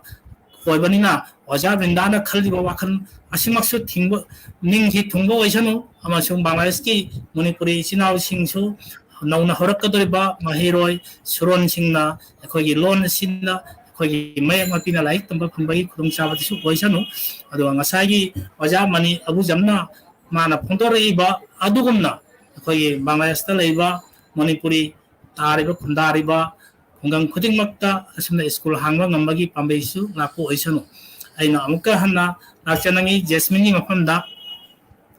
nahamak orabasu Jasmine maki wakhalondagi chauna hajarba maki wakhalon pukhalon puriba atuda aina amtanga haijanangi Bangladesh laiba Manipuri ya muslim nakona pangal hara khane pangal khunaida lailai so hebagi changwangi thabak tawagi changwangi maja ni changwangi asida Jasmine da aina haijaning bana akhoi pangan gi khunai manung da su asmana mayak mapi tambagi school hangba jabagi khudong chaba leibra leiragana angal khunagi oja sing leidiba singsida nangna kari haningo leiba mayak mapi tambagi matang sida Jasmine Manipuri am oidana Manipuri da mitei pangal leirasu mitei na lai shon dana chakhutpa hele ojana haibadu chummi khoi pangal da lari thaiba shi watli jam chakhutpa shi watli diko lai si tamna dana Manipuri lon chi bangkhal jan lore aduna khoi pangal mang da shu oja miyama lei min khangna da baini oja miyama lari thaiba lei mohoi sing dai haining baje khoi Manipuri lon chi khoi mangkhan bajate mohoi ki khoi oja bindarani sinhana loba udduk maina yakhoi pangal marung da shu yakhoi Manipuri oja maina uduk ama lawradi yakhoi pangal marung da shu Manipuri lon chi chawkhatkani pangal pik yab de hairoi pangal chu chawkhalakani matam da pangal chu chawkhalakani na hai bajai pangal chawkhan bai da makta lon chi tamjal batai lon mangkhan baja banate ima lon chi jamna important kai no mani ima lon mangkhan baja banate ade Bangladesh ke government program na loan khan la kholi ethnic group ke loan khan la khot pasida yakhoi Manipuri loan chi jaho dare Manipuri loan chi jaho jamina yakhoi oja bindani sina de khoin tamjaba gumaina yakhoi loan chi phadena tamdan chapatai yakhoi asta ka halaga loan chi tamadi loan gi andolona ma tawradi 1952 gi 25 February gi andolon gumaina yakhoi shu ima loan tamna ba andolona ma tawradi government na yakhoi bu yakhoi maron ethnic group Manipuri loan ji bu kahat khangani ai khalli koi thadok pa jaroi andolon tawasi adui marung da yakhoi pangan pungi yakhoi gi oja mai de soi haijari phadena yakhoi Manipuri loan chi yakhoi oja bindarani sinhana lakpa gumaina yakhoi pangan marung da shu oja amina kahatna yakhoi loan chi tamphalladi yakhoi mayam upokitoini adubu yakhoi pangan da Manipuri loan chi takpi jabagi hairasu alphabet haidaba oja shi watli thina ba shikhar wai aduna yakhoi pangan marung da school si leijaje yakhoi gi Manipuri loan bhasha prashikhan kendra gi de yakhoi oja bindarani sinhana yakhoi pangan busu si takpi bada alphabet si takpi bada pangal oja mai shu sahaja to biradi yakhoi pangan chu haibanam gani du pangan chu malon chi khangbanam gani ai khang Thagachari Jasmine bu mahatma masagi oja brindagi mateng ye hai basida so janamaki oja brinda sumaki mateng thamakkani so janamaki khoi oja shilpi sumaki mateng kani da subnagi oja shilpi brinda te Bangladesh laiba Manipuri khunai gi इचंग थोरबा ओजा क्या लेरी मखोय सोदनमकी पांगंगी खुनादसु ओजा क्या लेरी मखोय सोदनमकी चंगथोरकनी अखोय loan असि खंगदबा जादे खंगौदबा जाद्रबनी हाबा मतमगी खोंगैदा लोन असि मय kasi ekhona khanghodragadi manipurdadi play दगी ना नर्सरी दगी होना मैतै मयना लाइक लाइसु तमदना यूनिवर्सिटी फाव तमले अदु तनतना सलिबा फेब्रुवारी था सिदगिदी मणिपुरदा फोंग चेफोंग कया मैतै मयकना फोंग होरकले असि करिगुम्बा एखोना मयक सि खंगहोद्रगदी खंगबा ngमहोद्रगदी तुंगी सुरोन कोइ मणिपुरगा एखोना चे चांगदा पाव फाउना बदा एखोदा अवाबा म ओरकलनी चिनबान थोंगा त फाउना बासी तना दीप जारकलो चे चांगदा इबा लाइक लाइसु द फाउना बा तरपदा एखोदा अवाबा म सोदन ओरकनी मरम अदुना एखोइ मयक मपि तंगाय फदना तमगदबनी मसी एखोइगी सु अचेप थाजबनी अदो एखोना ngasiगी डायलॉग प्रोग्राम असि मतमसु सांगजलकले हैना अजा बृंदागी मफमदा रोइबोइना वहांग सिमतंग थमजनिंगी ngasi बांग्लादेशता लोन असि साखत खोंथांगदा पुखलकपदा गवर्नमेंट की थाक्तगी बोरसु लनागी थाक्तगी बु अदबसु कोइ इमा इंदोनगी मफमदा कोइ पाक सन्ना कोइ लोन मयक मपि असि संदोकपगी ngасai वजाना खुंगंग खुदिंगी चतना हाबसिदा ngасagi वजागी मफमदगी अइना कोइ बांग्लादेशता लेबा मणिपुरी इमा इंदोल चेचल सिंगी मफमदा वजाना करी अरोइबा पौता पौदम अमतंग करी हाइनिंगबा लेबा मयक मपि तंबगी मतंगसिदा थागतजरी ngasi program siga jengbiriba mayam mapandagi oja mayamda aina thamjagadaba wafamse ngasi Bangladesh ta leiraga aina hangjaba school si ai wamtang tharamdraga di peloi ngasi ekdo haiba NGO sina agi thauram si ubada ngasi lanai oina hangbatani agi engondagi angang hingda khata ma piba lagi de koloma piba lagi de ekdo na matam khudingda oja eke seramna larik pibi rei ekdo gi maikei ani dagi agi larik se watte lupa amata su paisa amata su tingbana te makoina agi thauram ubada penduna mahai roi singi larik khata kolom karimata wata na ba matam khudingda ekdo na mateng pangi aduta sunatana agi khunja dagi aiga laibinaba ojasing kolik mayamna matam da angang hingigi sikhau pokoron khata kolom larik emon ki pe bhak pi khade aduna mafam punamakta ima indon akhoina khaitang wana honaraga makhoina thawai jawbiragadi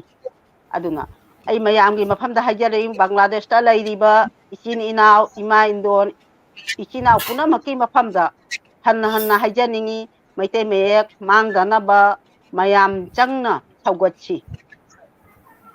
aina tangamba nate mi amata namba nate mayamna thawai jawbiraga mayam punna thauram si pangthokna ba hotnaradi soidana maitei lon si hingna leiba ngamgani akhoigi mirei bakta leiraga su akhoi lonje hingani akhoigi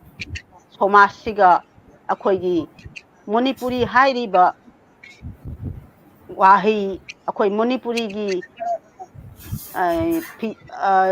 maron mayek asi kona tholakta naharon nasu naharon dadi haibana namme makhoi ju huji interested ure khoi emonki asiga wama su agi khunjagi naharon ngahanongma agi sigala ami mange makhongda chatkadaba din sigi mamangin dinda makhoi ju hairi akhoi itki chuti da pujagi chuti da madam gi siga aingodadi madam gaude didi moni hana loina kawi didi moni gi siga akhoi asangbada akhoi marak tamtang lakke aina ai madudi ai sobso welcome ni noibu matam khuding da igi hong hang na lei noina lakning wa matam da la u ai noibu mateng pa gani noi gai ga phambi na gani mayek tambagi tama adu mai tawna akhoi gi Bangladesh ta lei riba mai tai ichina puna makta asigi wasi thamjaraga asina igi makhoida thamjagada ba wahaini makhoina nungsibiradi ai wajage waba asi awaba kaude asi apen ba kau asi tauning ba thabak tu tauba phangadi thawai peli nungai aduna mayamgi mafamda mayam punna akhoi thauram si chaugat pina thauram si pangdok si asine aina Bangladesh ta leiba ichini naw ima indon gi mafamda agi wari thamgadabadi थागतचरी ओजा बृंदाबु ओजा बृंदाना ngasai hari awaba natti asini apenba ओजा बृंदाना तौरुबा थबक खुदिंगमक्ता तेंबांगबगी तमक्ता ओजा serum अमदी जखोय एकदोगी निर्वाही executive director ओइरिबा जखोय लखिकांतो मखोय खुदिंगमक्ना मतेंग पांगबगी तमक्ता चोंथोरक्तुना तेंबांगबिबगी तमक्ता मखोय बुसु आइना मणिपुरी मिरोरगी माइकेदगी इकाय खुमनजरी अदो अना ओजा बृंदागी ओजा शिल्पीगी मफमदसु अइना अरोइबो अइना मियामगी मफमदा थंबिनमा हादना हाइजरी ngasiगी topic असिदा जखोयगी Manipuri loan असि तुंगी सुरोनगी दमक्ता ओइना ngasiगी इमा इबेंदा करमदा मयक मपी असि संदोकपा जाबगे हाबगी सिदा इमा सिंगी मफमदा इबेंगी इचे इचन सिंगी मफमदा ओजा शिल्पीना करी पाउताक पाउदम पिनिंगबा लैबा सिंतंगा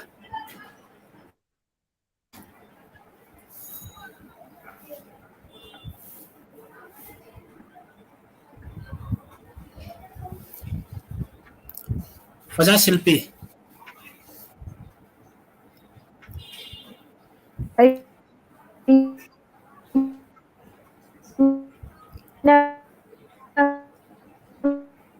ओजा शिल्पी की लाक्टिंगेदा अमु आइना अरोइबो आइना नखोगी महिरोय ओइरिबी मैतै मेयक्ता इचंग थौना थोलक्लिबी मैतै मेयक खंगनी हादुना खोंगी लामी अमा ओइना लाक्लिबी जेस्मिन नंगना करी हाइनिंगबा लैबा बांग्लादेश की मणिपुरी इसिनाव सिंगे फमदा सुदनगी पांगनगी खुनाइ तनत्ते जखोगी मैतै खुनाइ दसु पांगन अमदि मैतै की खुनाइ अनिसिदा जखोना मयक मपी असि तंबदा nasi mahiroi singi mafamda haibadi satra satri gi mafamda nangna kari pautak piningba leiba mayek tambigi matangda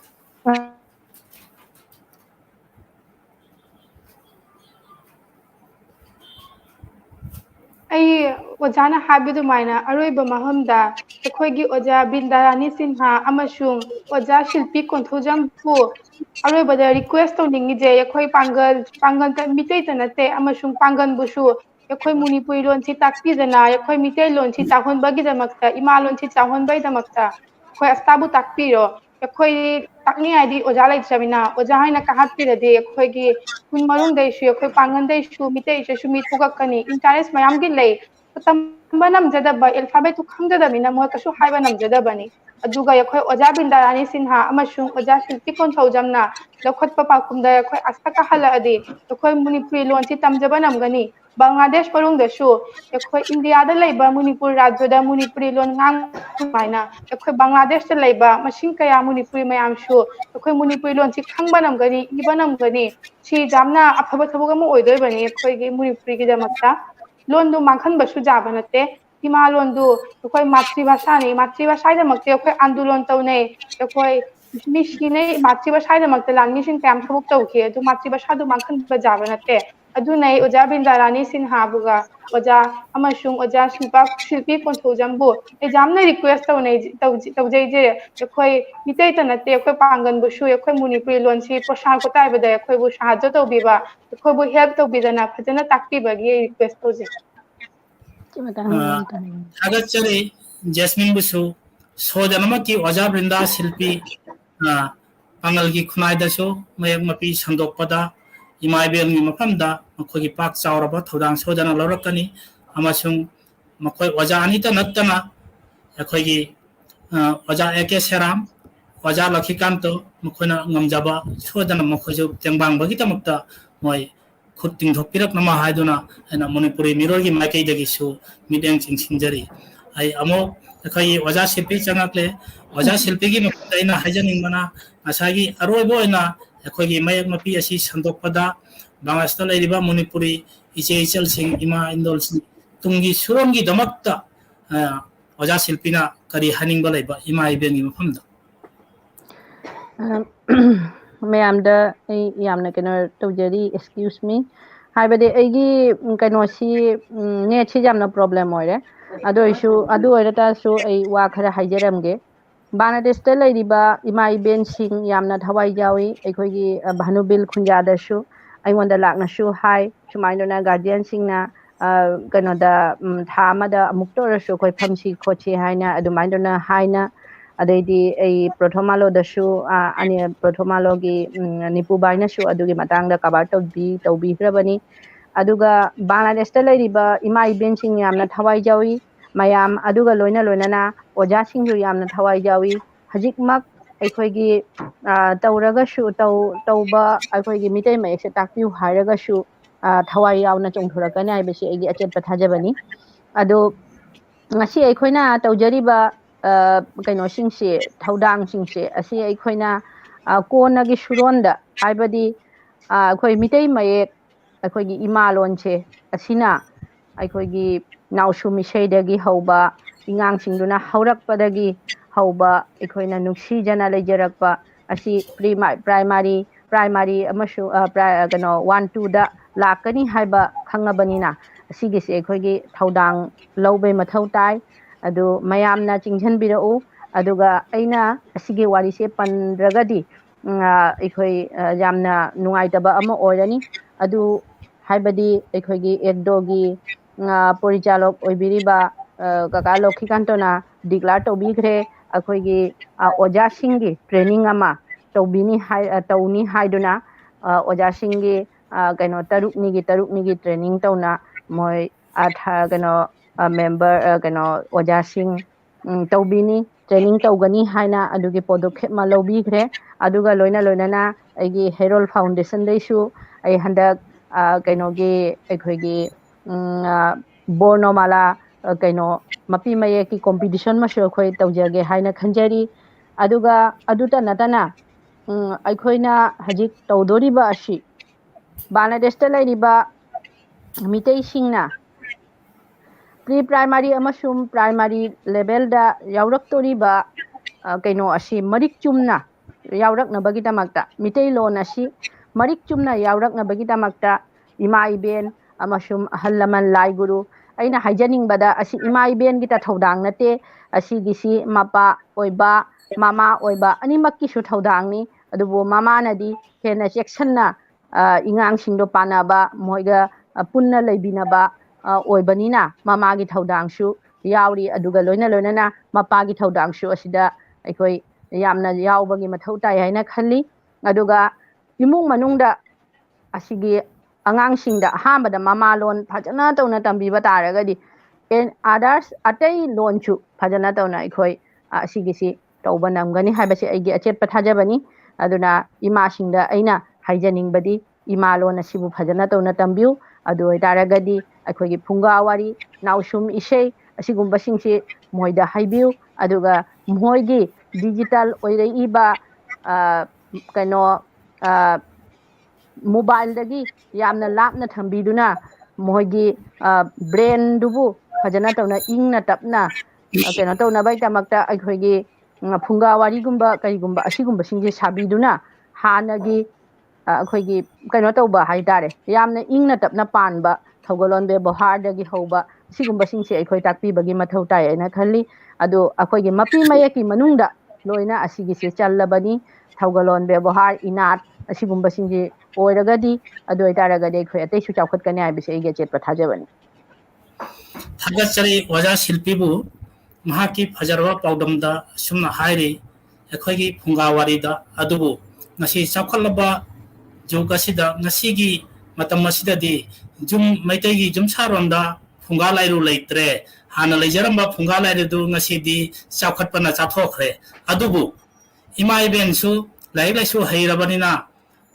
ꯑꯗꯨꯒꯩꯗꯤ ꯏꯄꯥ ꯏꯄꯜꯁꯨ ꯏꯆꯤꯜ ꯏꯅꯥꯎ ꯃꯔꯨꯞ ꯃꯄꯤꯖꯥꯁꯤꯡꯁꯤ ꯂꯥꯏꯔꯤꯛ ꯂꯥꯏꯁꯨ ꯍꯩꯔꯕꯗꯒꯤ ꯉꯁꯥꯏꯒꯤ ꯐꯨꯡꯒꯥ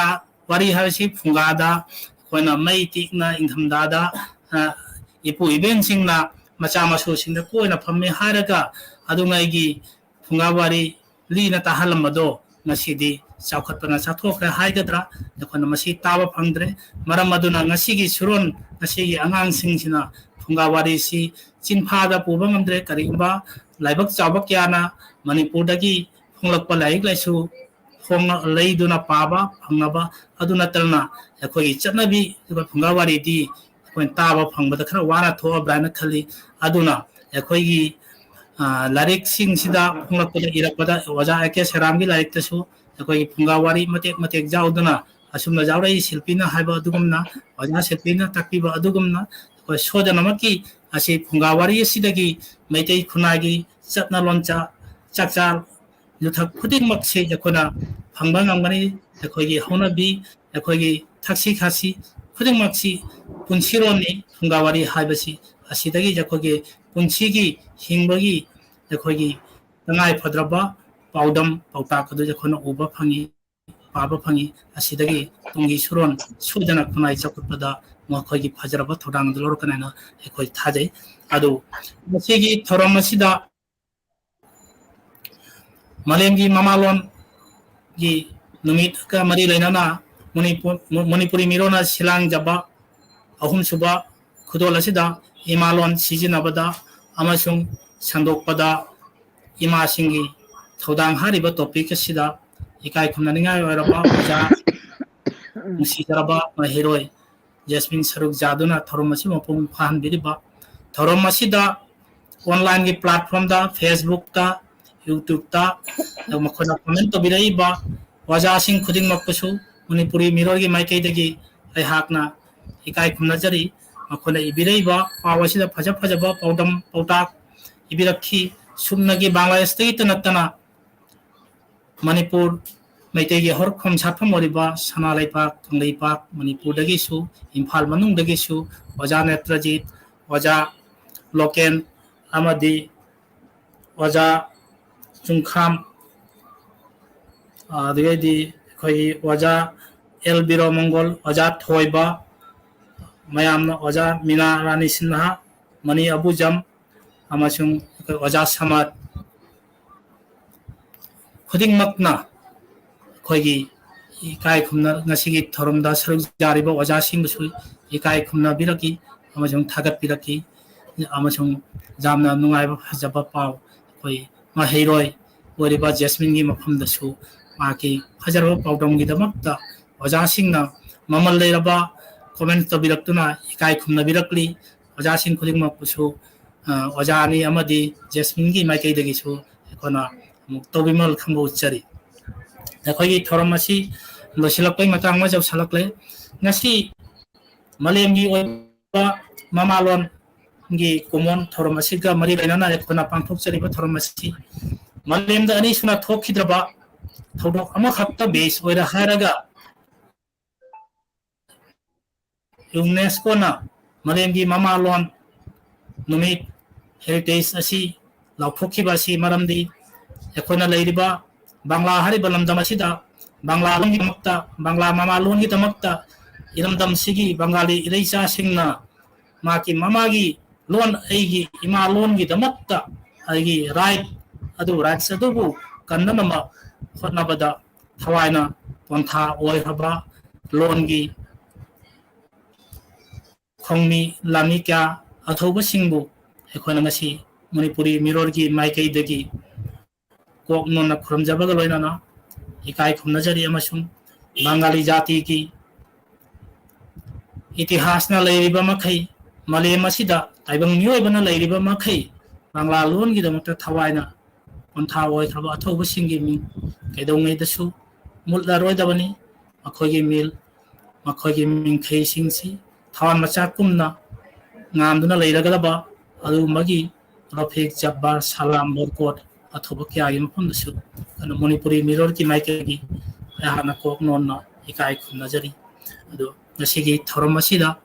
ꯁꯔꯨꯛ ꯌꯥꯕꯤꯔꯤꯕ ꯑꯣꯖꯥ ꯕ꯭ꯔꯤꯟꯗꯥꯔꯥꯅꯤ ꯑꯣꯖꯥ ꯁꯤꯜꯄꯤ ꯀꯣꯟꯊꯧꯖꯝ ꯑꯃꯁꯨꯡ ꯅꯨꯡꯁꯤꯖꯔꯕ ꯏꯆꯥꯒꯨꯝꯂꯕꯤ ꯃꯍꯩꯔꯣꯏ ꯖꯦꯁꯃꯤꯟ ꯈꯨꯗꯤꯡꯃꯛꯀꯤ ꯃꯐꯝꯗ ꯃꯈꯣꯏꯒꯤ ꯆꯤꯜꯂꯕ ꯃꯇꯝ ꯊꯕꯛ ꯀꯥꯏꯊꯣꯛꯄꯤꯔꯦ ꯍꯥꯏꯔꯒ ꯉꯁꯤꯒꯤ ꯊꯧꯔꯝ ꯑꯁꯤꯗ ꯁꯔꯨꯛ ꯌꯥꯒꯅꯤ ꯍꯥꯏꯗꯨꯅ ꯇꯉꯥꯏ ꯐꯗꯅ ꯁꯔꯨꯛ ꯌꯥꯕꯤꯕꯒꯤꯗꯃꯛꯇꯁꯨ ꯃꯅꯤꯄꯨꯔꯤ ꯃꯤꯔꯣꯜꯒꯤ ꯃꯥꯏꯀꯩꯗꯒꯤ ꯍꯟꯅ ꯏꯀꯥꯏ ꯈꯨꯝꯅꯖꯔꯤ ꯑꯃꯁꯨꯡ ꯀꯣꯛ ꯅꯣꯝꯅ ꯈꯨꯔꯨꯝꯖꯔꯤ ꯑꯣꯖꯥꯁꯤꯡꯕꯨꯁꯨ ꯑꯗꯨꯒ ꯂꯣꯏꯅꯅ ꯉꯁꯤꯒꯤ ꯊꯧꯔꯝ ꯑꯁꯤꯕꯨ ꯌꯦꯡꯕꯤꯔꯤꯕ ꯈꯨꯗꯤꯡꯃꯛꯀꯤ ꯃꯐꯝꯗ ꯀꯔꯤꯒꯨꯝꯕꯗ ꯑꯩꯈꯣꯏ ꯈꯪꯖꯗ ꯍꯩꯖꯗ ꯃꯅꯤꯄꯨꯔꯤ ꯂꯣꯟ ꯑꯁꯤꯕꯨ ꯏꯃꯥ ꯂꯣꯟꯅꯤ ꯍꯥꯏꯅ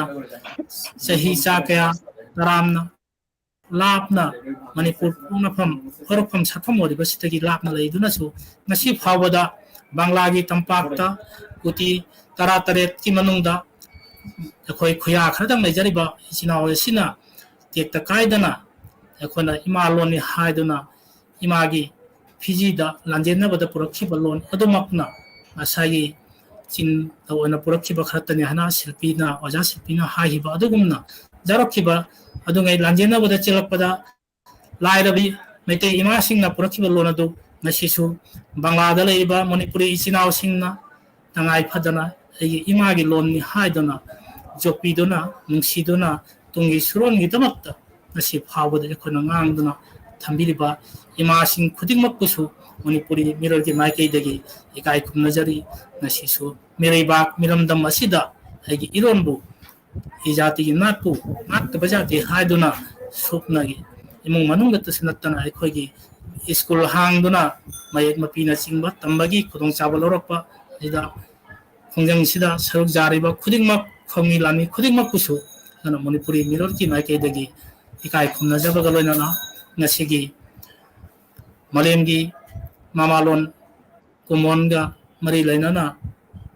ꯑꯩꯈꯣꯏꯅ ꯃꯅꯤꯄꯨꯔ ꯃꯤꯔꯣꯟ ꯑꯍꯨꯝꯁꯨꯕ ꯊꯧꯔꯝ ꯏꯃꯥꯂꯣꯟ ꯁꯤꯖꯤꯟꯅꯕꯗ ꯑꯃꯁꯨꯡ ꯁꯟꯗꯣꯛꯄꯗ ꯏꯃꯥꯁꯤꯡꯒꯤ ꯊꯧꯗꯥꯡ ꯍꯥꯏꯔꯤꯕ ꯇꯣꯄꯤꯛ ꯑꯁꯤꯗ ꯃꯃꯜ ꯂꯩꯔꯕ ꯑꯣꯖꯥꯁꯤꯡꯒꯤ ꯋꯥꯍꯩꯁꯤꯡ ꯑꯩꯈꯣꯏ ꯑꯣꯖꯥ ꯖꯦꯁꯃꯤꯟꯒꯤ ꯋꯥꯍꯩꯁꯤꯡꯁꯤꯗ ꯀꯔꯤꯒꯨꯝꯕ ꯂꯣꯟꯗ ꯈꯣꯟꯗ ꯅꯠꯇ꯭ꯔꯒ ꯈꯣꯟꯊꯣꯛꯇ ꯁꯣꯏꯕ ꯅꯠꯇ꯭ꯔꯒ ꯀꯩꯅꯣ ꯇꯧꯔꯁꯨ ꯇꯥꯕꯤꯔꯤꯕ ꯃꯌꯥꯝꯅ ꯃꯁꯤ